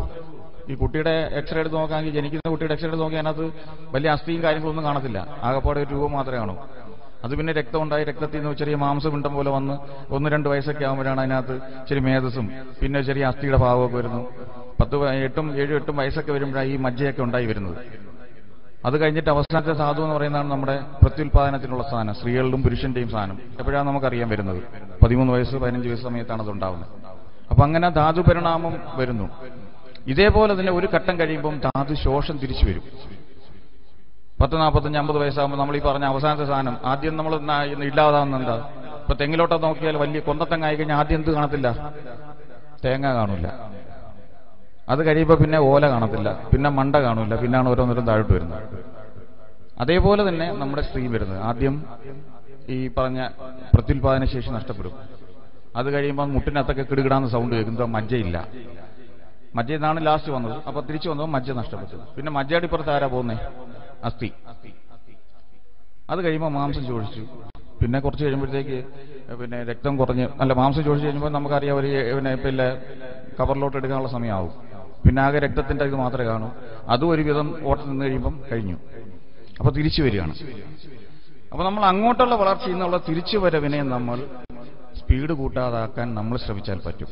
ഇതിപ്പോ നമ്മൾ എന്താ ചെയ്യുന്നത്? ഓടി അങ്ങ് തേയ്മാനത്തിലേക്ക് എത്തുക. ആദ്യമേ 40 വയസ്സ് 45 വയസ്സുള്ളവരെ വന്നത് സാറേ ഇപ്പൊ പഴയതുപോലൊന്നും ഒന്നിനും പറ്റൂല. 45 വയസ്സായപ്പോഴേ 70 വയസ്സുകാരന്റെ സ്ഥിതിയിലേക്ക് എത്തി. അപ്പം അവിടെയും നമ്മുടെ ഈ ആഹാര രീതികളും നമ്മുടെ ശാരീരികമായിട്ട് നമ്മുടെ പ്രവർത്തനങ്ങളും ദുശ്ശീലങ്ങളും, പ്രധാനമായിട്ട് പറയാനുള്ളത് ദുശ്ശീലങ്ങൾ, ഇങ്ങനെ ഓരോന്നുമാണ് നമ്മളെ അതിനകത്ത് ചെയ്യുന്നത്. ഒരു നല്ല മനസ്സും നല്ല ചിന്തയും ഉണ്ടെങ്കിൽ, നല്ല ശീലങ്ങളും ഉണ്ടെങ്കിൽ ഈ പറഞ്ഞ കാര്യങ്ങളൊക്കെ നേരെ കൊണ്ടുപോകാൻ പറ്റും. അപ്പം നമ്മുടെ കുട്ടികളെ വളർത്തുമ്പോൾ നമ്മൾ ആദ്യം ചെയ്യുന്നത് കുട്ടികളുടെ ഇഷ്ടങ്ങൾക്കും ടേസ്റ്റിനും അല്ല പ്രാധാന്യം കൊടുക്കേണ്ടത്. കുട്ടികൾക്ക് എന്താണോ വേണ്ടത് അത് കൊടുക്കാൻ നമ്മൾ പഠിക്കണം. നമ്മൾ മദ്രസയെ കൊണ്ടുവിടാറുണ്ട്, നമുക്കറിയാം, ദീനിയായ കാര്യങ്ങൾ പഠിപ്പിക്കണം. പക്ഷെ ഭൗതിക കാര്യങ്ങളിൽ, അവന്റെ ആരോഗ്യ കാര്യങ്ങളിൽ അവന്റെ ഇഷ്ടങ്ങൾക്കാണ് നമ്മൾ താല്പര്യം കൊടുക്കുന്നത്. അവൻ ഇന്ന് പിന്നെ ഇത് വേണമെന്ന് പറഞ്ഞാൽ, പിന്നെ പേസ്ട്രി വേണമെന്ന് പറഞ്ഞാൽ, അല്ലെങ്കിൽ എന്താ പറയുന്നത് ബർഗർ വേണമെന്ന് പറഞ്ഞാൽ, അല്ലെങ്കിൽ പിന്നെ ചിക്കൻ എന്തൊരു KFC ചിക്കൻ വേണമെന്ന് പറഞ്ഞാൽ അത് ഉള്ളിടത്ത് പോയി വാങ്ങിക്കൊണ്ടുവരും. പൈസ ഉള്ള കക്ഷികളുടെ കാര്യം പ്രധാനമായിട്ട് പറയുന്നത്. ഉള്ളിടത്ത് പോയി വാങ്ങിക്കൊടുത്തില്ലെങ്കിൽ അതൊരു വലിയ ക്ഷീണമാണ്. അപ്പം നമ്മൾ ജനിക്കുമ്പോൾ തൊട്ട് അവൻ എന്താ വേണ്ടത്? പെൺകുട്ടികൾ പൊതുവേ കഴിക്കുന്ന ഒരു സാധനമാണ് അച്ചാർ. ചോറും അച്ചാറും ഉണ്ടെങ്കിൽ കുശാലായി അവർക്ക്. അല്ലെങ്കിൽ നല്ല മുളക് കറി വേണം, അല്ലെങ്കിൽ മുളക് ഉടച്ച് കഴിക്കും. അതിന്റെ പ്രശ്നങ്ങൾ 13 വയസ്സ് 14 വയസ്സ് അവരുടെ ആർത്തവം തുടങ്ങുന്ന തൊട്ട് നമുക്ക് കാണാവുന്നതാണ്. ഓരോ വിഷയങ്ങളും കാണാവുന്നതാണ്. ഞാൻ അങ്ങോട്ടൊന്നും പോകുന്നില്ല ഇപ്പം. അപ്പൊ ആഹാരം ഒരു പ്രധാന വിഷയമാണ്. നമ്മൾ കുട്ടികൾക്ക് വൈറ്റമിൻസ് കിട്ടത്തക്ക രീതിയിലുള്ള ആഹാരം കൊടുക്കുക, വീട്ടിലുണ്ടാക്കുന്ന ആഹാരം കൊടുക്കുക.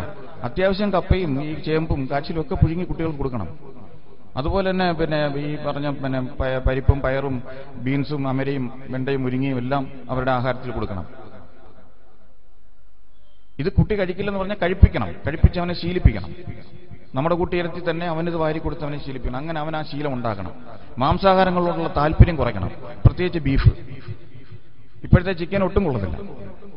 മുഴുവൻ ഹോർമോണും മറ്റും കുത്തിവെച്ചുണ്ടാക്കുന്ന സാധനങ്ങളാണ്. നമ്മൾ ഏറ്റവും കൂടുതൽ താല്പര്യം കാണിക്കുന്നത് ചിക്കനാണ്. കാരണം ഇപ്പൊ മട്ടൻ കിട്ടാനില്ല. പിന്നെ എല്ലാവരും നോക്കുന്നത് ചിക്കനകത്തോട്ടാണ്. അപ്പം ഭക്ഷണത്തിനകത്ത് നമുക്കൊരു ക്രമീകരണം നമ്മൾ ഉണ്ടാക്കിയെടുക്കണം. ഉണ്ടാക്കിയെടുത്തു കഴിഞ്ഞാൽ ഈ ധാതുശോഷം സംഭവിക്കില്ല. ഇപ്പം ഹോർമോൺസിന്റെ ഡെഫിഷ്യൻസിയാണ് പെൺകുട്ടികൾക്കും ആൺകുട്ടികൾക്കും ഏറ്റവും കൂടുതൽ കാണുന്നത്. തൈറോയിഡ് ഇല്ലാത്ത എത്ര കുട്ടികളുണ്ട്? പിന്നെ 28-30 വയസ്സ് കഴിഞ്ഞ സ്ത്രീകളിൽ എത്ര പേർക്കുണ്ട് പിന്നെ ഗർഭപാത്രത്തിൽ മുഴയോ അല്ലെങ്കിൽ പിന്നെ പോളിസിസ്റ്റിക് ഓവറി ഇല്ലാത്ത എത്ര പേരുണ്ട്? അങ്ങനെ പല പ്രശ്നങ്ങളും നമ്മുടെ ഭക്ഷണ രീതിയിൽ നിന്നും നമ്മുടെ ഈ ജീവിത ശൈലിയിൽ നിന്നും തന്നെ ഉണ്ടാവുന്ന കാര്യങ്ങളാണ്. അപ്പൊ അവിടെയാണ് വളരെ സിമ്പിളായിട്ട് നമുക്ക് ചെയ്യാവുന്ന ഒരു കാര്യം, നമ്മുടെ വീട്ടിലെ ആഹാരക്രമത്തിന് ഒരു ഇഷ്യൂ ഉണ്ടാക്കുക. ഞാൻ ആദ്യം പറഞ്ഞല്ലോ, ഡയബറ്റീസുകാർക്ക് പറഞ്ഞ പഥ്യമല്ല. ഇനി അത് നേരെ പറയും, എല്ലാവർക്കും കൂടെ ചേർന്നൊരു ഭക്ഷണ രീതിയാണ് പറഞ്ഞത്. 2 നേരം അവരെന്ത് ആഹാരം കഴിച്ചോട്ടെ, കഴിക്കുമ്പോൾ ആഹാരം നല്ലതാണെന്ന് മാത്രം ഉറപ്പുവരുത്തുക. ഒരു ദിവസം ഒരു മുട്ട കൊടുത്തെങ്കിൽ രാവിലെ ഉച്ചയ്ക്ക് വൈകിട്ടും മുട്ട വേണ്ട. ഒരു നേരം ഒരു ഇറച്ചി കൊടുത്താൽ 2 ദിവസം വേണ്ടെന്ന് വെക്കുക. അപ്പൊ അങ്ങനെ ആഹാരത്തിനകത്ത് നമ്മളൊരു ക്രമീകരണം കൊണ്ടുവരിക. ജീവിക്കുന്ന ആഹാരം കഴിക്കാനാണെന്നുള്ള തോന്നൽ ആദ്യം ഇല്ലാതാക്കണം. 10 രൂപ കൈ വന്നു കഴിഞ്ഞാൽ അത് എങ്ങനെയെങ്കിലും ഭക്ഷണം കഴിച്ചു തീർക്കണം എന്നുള്ളതല്ല.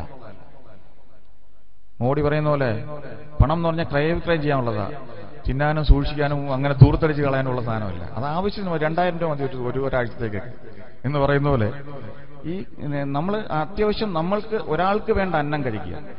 നമ്മൾ കല്യാണത്തിനൊക്കെ പോകുമ്പോൾ ശ്രദ്ധിച്ചിട്ടുണ്ടോ? എത്ര കൊട്ട ബിരിയാണിയും അതിന്റെ വേസ്റ്റുമാണ് ബാക്ക് സൈഡിൽ കല്യാണം കഴിഞ്ഞിറങ്ങി കിടക്കുന്നത്. എത്ര പേരുടെ പട്ടിണി മാറ്റേണ്ട ഭക്ഷണമാണ് നമ്മുടെ മുസ്ലിംസ് കളയുന്നത് അറിയാം. ഓരോ കല്യാണത്തിന് പോകുമ്പോൾ എന്നെ എപ്പോഴും വേദനിച്ചിട്ടുള്ള കാര്യമാണ്. വേണ്ടതിൽ കൂടുതൽ നമ്മൾ വാങ്ങി പത്രത്തിൽ വയ്ക്കും, എന്നിട്ട് കടിച്ച് കളയും. അപ്പം ആ രീതി, ആ മനസ്സിന്റെ നമ്മുടെ ക്രേവിങ്, ഭക്ഷണത്തോടുള്ള നമ്മുടെ ഈ ആർത്തി, അത് മാറ്റണം. അത് മാറ്റണമെങ്കിൽ നമ്മൾ അങ്ങനെ ഒരു സംസ്കാരം നമുക്ക് കൊണ്ടുവരാൻ കഴിയും. നമ്മുടെ കുട്ടികളിൽ നിന്ന്, നമ്മുടെ വീട്ടിൽ നിന്ന് നമുക്ക് അത്തരത്തിൽ സംസ്കാരം കൊണ്ടുവരാൻ പറ്റും. ഒരു ടേബിൾ മാനേഴ്സ് പോലെ ഭക്ഷണം കണ്ടാൽ നമുക്ക് അത്യാവശ്യം വേണ്ടത് മാത്രം. ഒരു പീസ് ചിക്കൻ എടുക്കണേ അത് മതി. ഒരു സ്പൂണ് ബിരിയാണി ഇട്ടാൽ അത് മതി. കഴിച്ച് അത്യാവശ്യം അത് കഴിച്ച് നിർത്താൻ പറ്റുന്ന ഒരു മാനസികാവസ്ഥ നമ്മൾ ക്രിയേറ്റ് ചെയ്താൽ നമ്മൾ തന്നെ കുഴി തോണ്ടത്തില്ല. ഇതിപ്പോ നമ്മൾ കിട്ടുന്ന വാരി തിന്നിട്ട് മറ്റുള്ളവൻ എടുക്കുന്നതിന് മുമ്പേ ആ ഭക്ഷണം നമ്മളെടുത്ത് തീർക്കാൻ നോക്കുകയാണ്.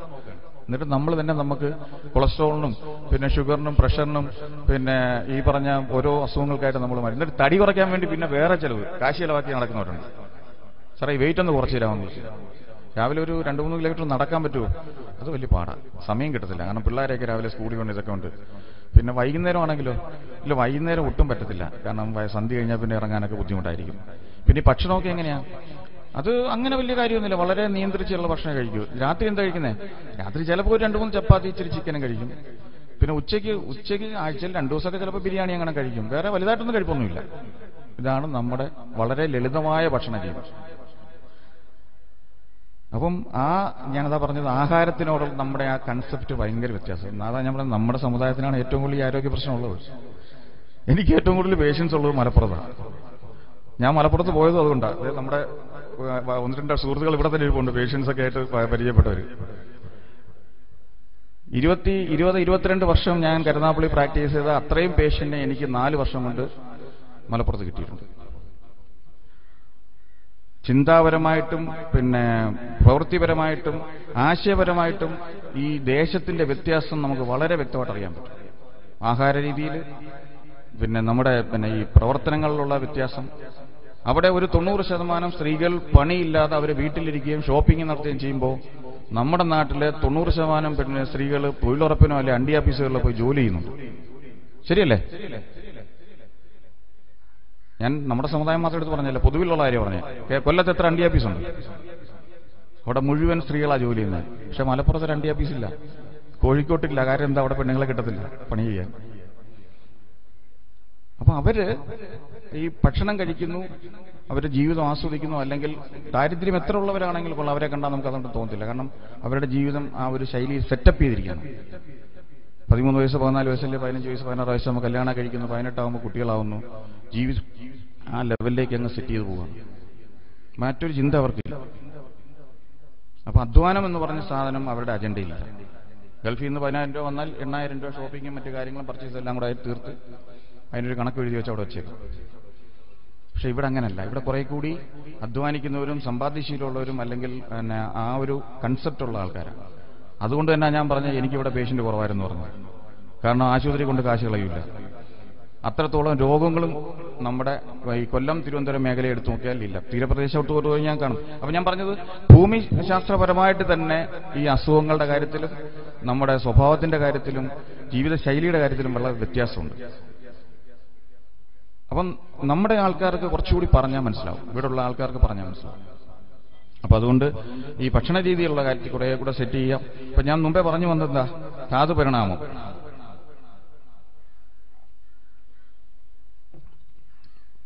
അങ്ങനെ ഈ അസ്ഥി തേയുന്നു, മജ്ജ വറ്റി വരുന്നു, അങ്ങനെ നമ്മൾ ഈ തേയ്മാന രോഗങ്ങൾ തുടങ്ങുന്നു ഞാൻ പറഞ്ഞു. അപ്പൊ അതിനെ നമുക്ക് എങ്ങനെ തിരിച്ചു കൊണ്ടുവരാൻ പറ്റും? ഈ മജ്ജയെ നമുക്ക് ക്രിയേറ്റ് ചെയ്ത് കൊണ്ടുവരണം. ആയുർവേദം പറയുന്നത് ധാതു പരിണാമം അനുസ്യൂതമാണെന്നാണ്. അതായത് മരണം വരെയും ധാതു പരിണാമം നടക്കുന്നുണ്ട്, പക്ഷെ അതിന്റെ തോത് കുറവാണെന്നേ ഉള്ളൂ. അവസാനം നമ്മൾ വെട്ടുന്ന അല്ലെങ്കിൽ മുറ്റി ഒരു ഇതാവുമ്പോൾ ചിലപ്പം ആ മാവിൽ 2-3 മാങ്ങയെങ്കിലും അപ്പോഴും ഉണ്ടാവാറുണ്ട്, അല്ലേ? നല്ലതുപോലെ ഇഷ്ടംപോലെ മാങ്ങ ഉണ്ടായ ഒരു കാലം ഉണ്ടായിരുന്നു പറയും. പക്ഷെ എന്നാൽ 2, 3, 5, 10 കാണും ലാസ്റ്റ് വരുമ്പോൾ. പക്ഷെ അതിനെ നമ്മൾ കുറെ കൂടി സംരക്ഷിച്ചിരുന്നെങ്കിൽ കുറെ കൂടി അതിന്റെ ഉൽപാദനം വർദ്ധിച്ചേനെ. അപ്പം നമുക്കറിയാം 70 വയസ്സുള്ള അറബികൾക്ക് നല്ല സന്താന ഉൽപാദന ശേഷിയും മറ്റൊക്കെ ഉള്ളത് നമുക്കറിയാം.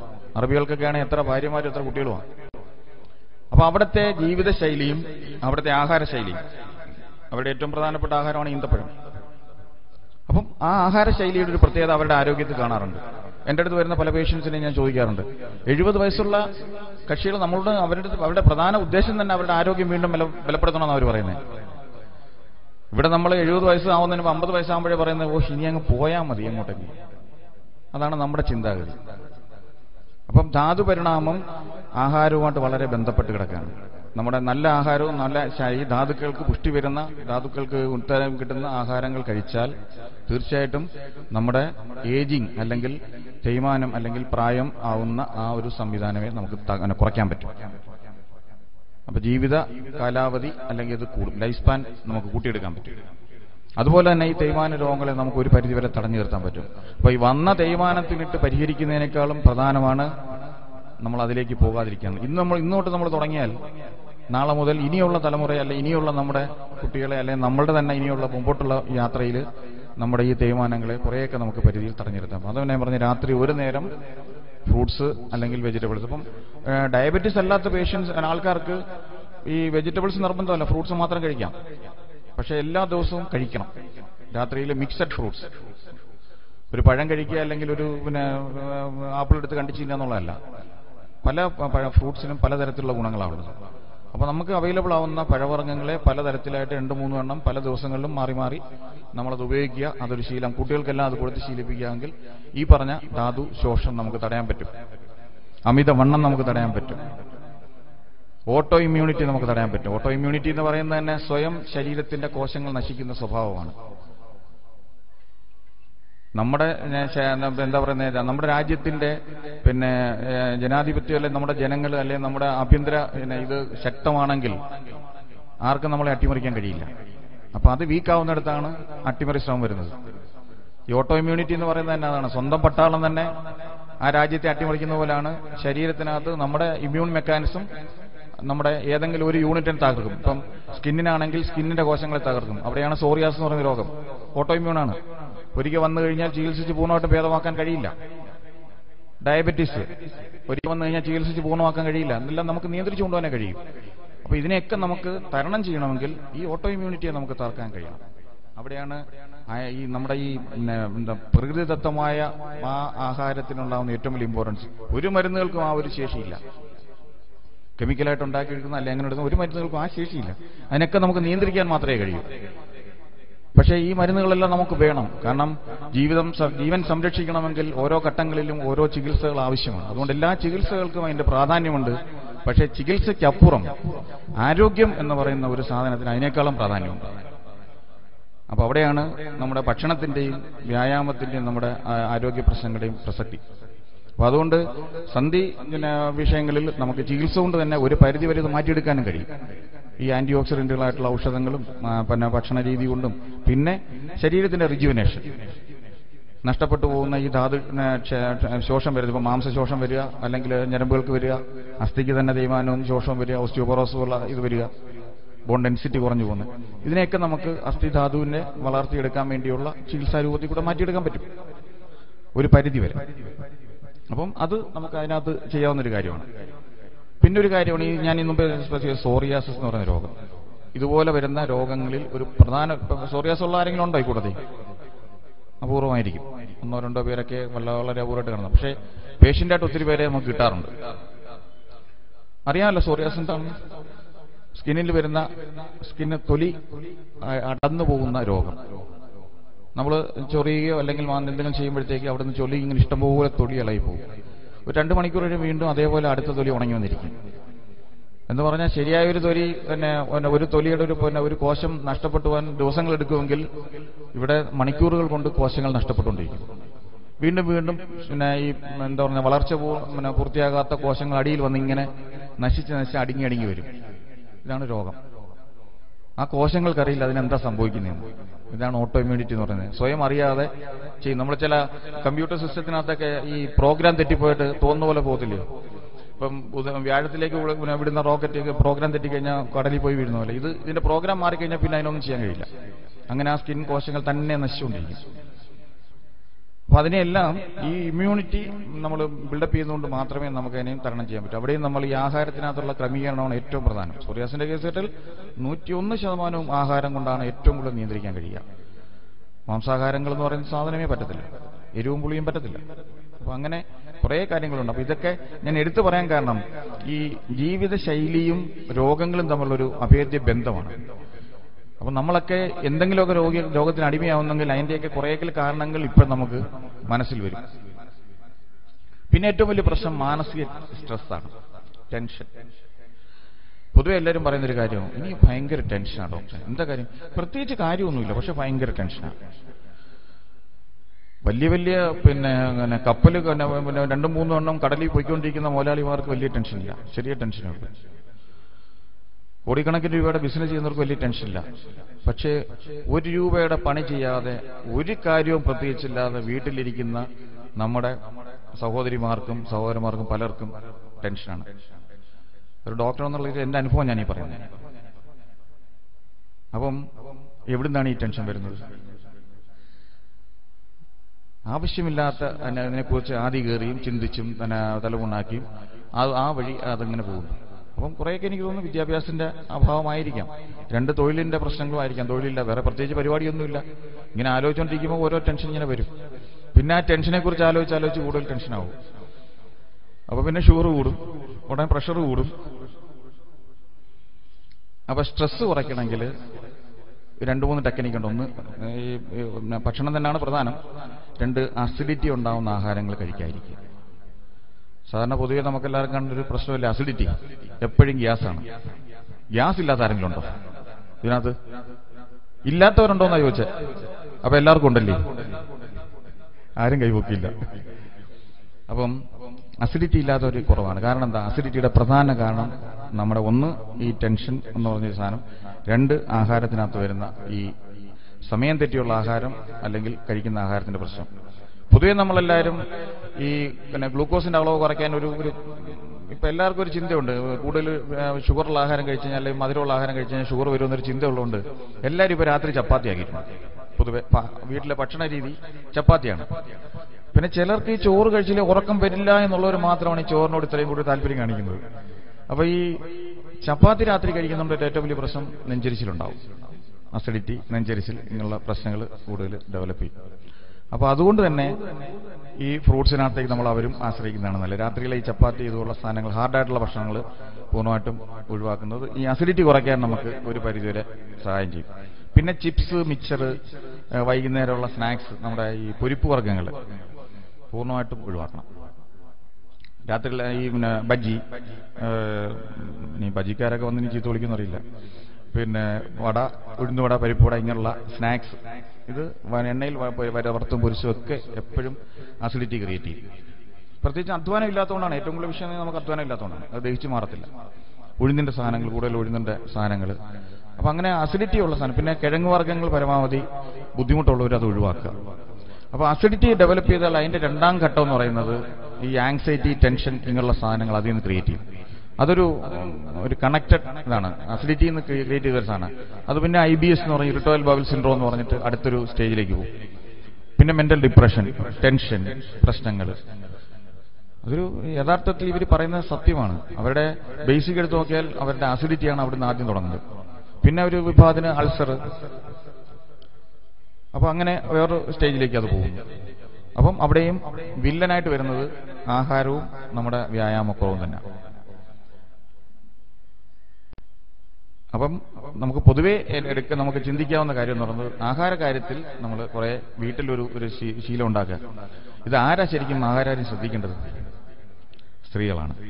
വീട്ടിൽ പാചകം ചെയ്യുന്നവരാണ് ആഹാരകാര്യം ശ്രദ്ധിക്കേണ്ടത്. അവർക്കെന്താ പറ്റുന്നേ? അവർക്ക് ഇഷ്ടപ്പെടുന്ന അല്ലെ അവരുടെ ഉമ്മമാർ അവർക്ക് പാരമ്പര്യമായിട്ട് ഉണ്ടാക്കി കൊടുത്തിട്ടുള്ള അല്ലെ അവരെ പഠിപ്പിച്ചിട്ടുള്ള ആഹാരങ്ങളാണ് അവർ കൂടുതൽ ട്രാക്കിലോട്ട് പോവുക. അതിനെ ഇപ്പോഴത്തെ ആധുനിക രീതി കുറച്ചുകൂടി ഒരു മാറ്റം വരുത്തി കുറച്ച് എണ്ണയും കുറച്ച് സോസും മറ്റു കാര്യങ്ങളൊക്കെ ആയി കുറച്ചുകൂടെ ഒന്ന് മോഡിഫൈ ചെയ്യുന്നു. അപ്പം നമ്മൾ പരമ്പരാഗതമായിട്ട് നമ്മൾ രോഗിയാണെന്ന് പറയുന്നു, ഡയബറ്റിക് ആണെന്ന് പറയുന്നു. അതാണ് ഉപ്പായ്ക്ക് ഡയബറ്റീസ് ഉണ്ടായിരുന്നു, പിന്നെ എന്റെ സഹോദരങ്ങൾക്കുണ്ടായിരുന്നു. കാര്യം എന്താ? പരമ്പരാഗതമായിട്ട് ഈ സൈസ് ഭക്ഷണമല്ലേ വീട്ടിൽ നിന്ന് ഉണ്ടാക്കുന്നത്. മകളും അത് പഠിച്ചിട്ടാണ് വന്നിരിക്കുന്നത്. കെട്ടിച്ചുകൊണ്ട് വീട്ടിൽ അത് തന്നെ ആയിരിക്കും വീണ്ടും ഉണ്ടാക്കി കൊടുക്കുന്നത്. അപ്പൊ അവിടെ ഉള്ളവർക്ക് കൂടെ അത്യാവശ്യം ഈ സാധനം ഉണ്ടാക്കി കൊടുക്കും, ഈ അസുഖങ്ങൾ. അപ്പം ഈ നമ്മുടെ പരമ്പരാഗതമായ ഭക്ഷണ രീതിയും നമ്മളൊന്ന് മാറ്റി ചിന്തിക്കേണ്ടി വരും. അപ്പൊ അത് സ്ത്രീകൾ വിചാരിച്ചാലേ വീട്ടിൽ ഈ കാര്യങ്ങളെ നമുക്ക് മാറ്റിക്കൊണ്ടുവരാൻ കഴിയും. അപ്പൊ ഒരു ആഹാരത്തിനൊരു മെനു ഉണ്ടാവും. ആഴ്ചയിൽ ഒരു ദിവസം കാണാം അത്യാവശ്യം ഇറച്ചി, അല്ലെങ്കിൽ 1-2 ദിവസം മീൻ, ബാക്കി ദിവസങ്ങളിൽ നല്ല വെജിറ്റേറിയൻ ഭക്ഷണങ്ങൾ കൊടുക്കുന്ന അല്ലെങ്കിൽ ഉണ്ടാക്കി കൊടുക്കുന്ന കുട്ടികളെ അതിലേക്ക് ശീലിപ്പിക്കുന്ന ഒരു രീതി ഉണ്ടാകണം. ഇതാണ് എനിക്കിതിനെക്കുറിച്ച് പറയാനുള്ളത്. കൂടുതലായിപ്പോയെന്ന് തോന്നുന്നു. എന്തെങ്കിലും ചർച്ച ചെയ്യപ്പെടാവുന്ന എന്തെങ്കിലും വിഷയം പറയാമെങ്കിൽ നമുക്ക് അതിനകത്തോട്ട് പോകാം. അല്ലെങ്കിൽ ഇതിനകത്ത് എന്തെങ്കിലും സംശയങ്ങളുണ്ടെങ്കിൽ ചോദിക്കാം.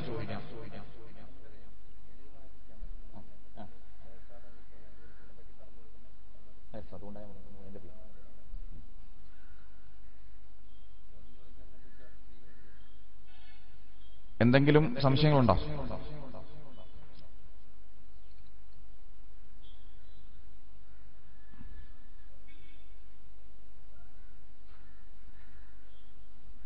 പിന്നെ ഞാനും ഈ പ്രസ്ഥാനമായിട്ടുള്ള ബന്ധം നിങ്ങൾക്ക് അറിയാമെന്ന് വിശ്വസിക്കുന്നു. നമ്മുടെ ഈ അൽജവാബ് പരിപാടി അത്യാവശ്യം പ്രഗതി ഹോസ്പിറ്റലിന്റെ പേരിലാണ് കഴിഞ്ഞ 4 വർഷമായിട്ട് നടത്തിക്കൊണ്ട് പോകുന്നത്. ഒരു ഘട്ടത്തിൽ വളരെ സംശയത്തോടെ അല്ലെങ്കിൽ ഭയത്തോടെ ഏറ്റെടുത്ത ഒരു പ്രോഗ്രാം. കാരണം അത് ഏറ്റെടുക്കാനുള്ള ശേഷിയില്ലാതിരുന്നൊരു കാലത്ത് പെട്ടെന്ന് അത് ഏറ്റെടുക്കേണ്ട ഒരു സാഹചര്യം വരികയും എൻ്റെ സുഹൃത്ത് ഹബീബ് വന്നിട്ട് അത് ഇങ്ങനൊരു സാഹചര്യം ഉണ്ട്, ഡോക്ടർ ഒന്ന് ഏറ്റെടുക്കണം, നമുക്കത് ദീനിയായൊരു കാര്യമാണ്, അതിനുവേണ്ടത് ചെയ്യണം, അത് നിങ്ങൾ ചെയ്യുന്ന ഏറ്റവും വലിയ പുണ്യമായിരിക്കുമെന്ന് പറഞ്ഞപ്പം അന്നത് മനസ്സിൽ വളരെ പേടിച്ചിട്ട്, അല്ലെങ്കിൽ അത്രയും നമുക്ക് ആ ഒരു ചാനലിൻ്റെ ഫണ്ട് കൊടുക്കണം. ഉസ്താദിനോ തോന്നുന്നു ആർക്കും ₹1 ചെലവ് നമുക്കില്ല. പക്ഷെ ആ ചാനലിന്റെ ആ ഒരു എപ്പിസോഡിന് അവർക്കൊരു ചാനലിന്റെ ഒരു ഫണ്ടുണ്ട്, പിന്നെ ആ പ്രോഗ്രാം ചെയ്യുന്നതിന്റെ ചെലവുണ്ട്. അപ്പം ഇത് കണ്ടെത്തണം. ഇത് കണ്ടെത്തിയാൽ മാത്രമേ ഇന്ന് നിങ്ങൾ ഇത്രയും പേരെ, അല്ലെങ്കിൽ ഇന്ന് ലോകത്തുള്ള മുസ്ലിം സഹോദരങ്ങളെയും സഹോദരിമാരെയും ഈ ദീനിന്റെ ഈ ഉസ്താദി ഓരോ ആഴ്ചയും പഠിപ്പിക്കുന്നത്, പിന്നീട് ഈ രാജ്യം മുഴുവൻ നടന്ന് ഇതിന്റെ പ്രവർത്തനങ്ങളുമായിട്ട് ബന്ധപ്പെട്ട് നടത്തുന്ന ഈ അറിവ് പകർന്നു കൊടുക്കുന്ന ഈ ഒരു പദ്ധതി, അപ്പൊ അതിന് ഒരു ഭാഗമാകാൻ ഒരു അവസരമാണ് എന്നുള്ളൊരു ചിന്ത എനിക്കന്ന് ശരിക്കും പറഞ്ഞാൽ ഇതിന്റെ ഒരു വ്യാപ്തി എനിക്ക് ഒട്ടും അറിയില്ലെന്ന് ഞാനിത് ഏറ്റെടുക്കുന്ന സമയത്ത്. പക്ഷെ ഹബീബിന്റെ ഒരാളുടെ ഒരു വാക്കിൽ ഹബീബ് ഞാനുള്ള ഫ്രണ്ട്ഷിപ്പിന്റെ പുറത്ത് അന്നത് ഏറ്റെടുത്തു. പക്ഷേ അതിനുശേഷം ഇങ്ങോട്ട് ഈ സമൂഹവും നമ്മുടെ ഇതുമായിട്ട് എനിക്ക് കൂടുതൽ ഇടപെടാൻ കഴിഞ്ഞാൽ, നമ്മളെ ആരെങ്കിലും മാർക്കറ്റ് ചെയ്താൽ മാത്രമേ നമ്മൾക്ക് അവരിലേക്ക് എത്താൻ കഴിയൂ. നമ്മൾ ഏത് മൂലയിലിരുന്ന് എന്ത് ചെയ്താലും എല്ലാവരും അറിയില്ല. നമ്മുടെ ചുറ്റുവട്ടമുള്ളവരറിയും, അല്ലെങ്കിൽ നമ്മൾ വിളിച്ചാൽ കേൾക്കുന്നവരറിയും. അതിനപ്പുറത്തേക്ക് നമ്മളെ അറിയണമെങ്കിൽ അതിനൊരു മാധ്യമം ഉണ്ടാവണം. അതെല്ലാത്തിനും അത് തന്നെയാണ്. ഇന്ന് പാലക്കാട്ടിരിക്കുന്നവർക്കും കോഴിക്കോട്ടിരിക്കുന്നവർക്കും കണ്ണൂരുള്ളവർക്കും ദുബായിലിരിക്കുന്നവർക്കും ഒരു പരിധിവരെയുള്ളവർക്ക് എന്നെ അറിയാം, എനിക്ക് പലർക്കും അവരെന്നെ വിളിക്കും, അവരെ എനിക്കും അറിയാം. അപ്പം അങ്ങനൊരു ബന്ധം എനിക്ക് ഉണ്ടാക്കി തന്നത്, എൻ്റെ ജീവിതത്തിൻ്റെ വഴിത്തിരിവാക്കിയത് ശരിക്കും പറഞ്ഞാൽ ഈ ഉസ്താദുമായിട്ടുള്ള ഈ ബന്ധവും ഈ പ്രോഗ്രാമും തന്നെയാണ്. തീർച്ചയായിട്ടും എത്ര പറഞ്ഞാലും തീരാത്ത കടപ്പാട് അതിനകത്തുണ്ട്. പക്ഷെ അതൊരു ദീനീ പ്രവർത്തനത്തിന്റെ ഭാഗമായിട്ട് അതിനെ ഞാൻ കരുതുന്നു. രണ്ടാമത്തെ കാര്യം, ഈ പ്രമേഹവുമായിട്ട് ബന്ധപ്പെട്ടുള്ള എൻ്റെ പ്രവർത്തനങ്ങളാണ്. ഞാൻ മുമ്പ് നിങ്ങൾ പ്രമേഹത്തെക്കുറിച്ച് വളരെ ചുരുക്കിയേ പറഞ്ഞുള്ളൂ. വളരെ വിപുലമായ ഒരു ഏരിയയാണത്. കഴിഞ്ഞ ഒരു 10-15 വർഷമായിട്ട് അതുമായിട്ട് ബന്ധപ്പെട്ട് ഞാൻ ചെയ്യുന്ന ഈ ഗവേഷണവും അതുമായിട്ട് ബന്ധപ്പെട്ട് എൻ്റെ ചില മരുന്നുകൾ ഞാൻ ഉണ്ടാക്കിയെടുത്തതുമായിട്ട് ബന്ധപ്പെട്ട് അതിന് ചികിത്സിക്കണമെങ്കിൽ രോഗികൾ വേണമല്ലോ. പ്രമേഹ രോഗികളെ നമ്മളിൽ വിശ്വാസത്തോടെ നമ്മൾ ഏറ്റെടുക്കണമല്ലോ. സാധാരണ പ്രമേഹത്തിൻ്റെ ഒരു സ്വഭാവം അറിയാമല്ലോ. ഒരാഴ്ചയോ 2 ആഴ്ചയോ മരുന്ന് നോക്കി കുറവില്ലെന്ന് കണ്ടു കഴിഞ്ഞാൽ അടുത്ത ഡോക്ടറെ നോക്കും. പിന്നെ ഇൻസുലിൻ അല്ലാതെ വേറൊരു ചികിത്സയില്ല എന്നുള്ള ഒരു ചിന്ത എല്ലാവരുടെയും മനസ്സിലുണ്ട്. കാരണം ഇന്ന് ലോകം അംഗീകരിച്ചിട്ടുള്ള ഏറ്റവും അവസാനത്തെ ചികിത്സ ഇൻസുലിനാണ്. അപ്പോൾ അതിനപ്പുറത്തേക്കുള്ള കാര്യങ്ങളൊക്കെ ഇങ്ങനെ ചർച്ചകളും പിന്നെ പരീക്ഷണങ്ങളും നടന്നുകൊണ്ടിരിക്കുന്നേ ഉള്ളൂ. ലോകം അംഗീകരിക്കണമെങ്കിൽ അതിന് ഒത്തിരി സമയമെടുക്കും. അപ്പോൾ അതിന്റെ ഭാഗമായിട്ട് ഇതുപോലുള്ള ചില ഗവേഷണങ്ങളും മറ്റും നടക്കുമ്പം അത് കൊടുത്തത് അതിന്റെ ഫലം കണ്ടെത്തണമെങ്കിൽ രോഗിക്ക് വിശ്വാസം വേണം. ആ വിശ്വാസം രോഗിക്ക് ഉണ്ടാക്കി എടുത്തതിന്റെ പിന്നിൽ എനിക്ക് ഈ നമ്മുടെ ഈ അൽജവാബ് പരിപാടിയോട് ഭയങ്കരമായ കടപ്പാണ്. ഞാനതാ പറഞ്ഞു വന്നത്. കാരണം നമ്മൾ പറയുന്നത് പോലെ അവരനുസരിക്കാനും നമ്മളിൽ അവർക്കൊരു ബഹുമാനവും ഒരു സ്നേഹവും വിശ്വാസവും ഉണ്ടാക്കാനും ഈ പ്രോഗ്രാമും ഉസ്താദിന്റെ വാക്കുകളും ഉപകരിച്ചിട്ടുണ്ട്. അതൊക്കെ ഞാൻ പറഞ്ഞല്ലോ, എവിടെ എന്ത് പരിപാടി ഉണ്ടെങ്കിലും ഞാനതാ ഇന്ന് ഇങ്ങനൊരു പരിപാടി ഉണ്ടെന്ന് പറഞ്ഞാൽ ഞാനിവിടെ ഉണ്ടാവും, ഒരു പ്രശ്നമില്ല, ഞാൻ എപ്പോഴാന്ന് വെച്ചാൽ എത്തിക്കോളാം എന്ന് ഞാൻ പറഞ്ഞില്ല. അത് എപ്പോൾ വേണമെങ്കിലും ഇതുപോലുള്ള പരിപാടികൾ അല്ലെങ്കിൽ ക്ലാസ്സുകൾ എവിടെ ഉണ്ടെങ്കിലും ഞാൻ പോകുന്നുണ്ട് ഇപ്പം. കാരണം ചികിത്സയ്ക്കപ്പുറം ഒരു ലോകമുണ്ടെന്ന് ഞാനിപ്പോൾ വിശ്വസിക്കുന്നുണ്ട്. ആരോഗ്യം അല്ലെങ്കിൽ ഇതുപോലെ ജനങ്ങളുടെ മറ്റുള്ളവർ ഒരാൾക്ക് നന്മ ചെയ്യാൻ പറ്റുന്ന അവസരം, അല്ലെങ്കിൽ അവർക്ക് നമുക്ക് പൈസ എടുത്ത് എല്ലാവരെയും സംരക്ഷിക്കാൻ കഴിയില്ല. പക്ഷെ 10 വാക്കുകൾ കൊണ്ട് അവർക്കൊരു മാറ്റം വന്നാൽ അതൊരു വലിയ കാര്യമായിട്ട് ഞാൻ കരുതുന്നു. അപ്പം അതിൻ്റെയും കൂടെ ഒരു ഭാഗമാണ് ഇന്നത്തെ ഈ ഒരു നമ്മുടെ കൂടിക്കാഴ്ച. നിങ്ങൾക്ക് എന്തെങ്കിലും സംശയങ്ങളുണ്ടെങ്കിൽ എൻ്റെ നമ്പർ നിങ്ങൾക്ക് കിട്ടുമല്ലോ, ചാനലിൽ കൂടെ കിട്ടും. വിളിച്ചാലോ പറഞ്ഞാലോ നമുക്ക് വേണ്ടത് ചെയ്യാം. ഇത്രയും പറഞ്ഞുകൊണ്ട് നിർത്തുന്നു. അസ്സലാമു അലൈക്കും.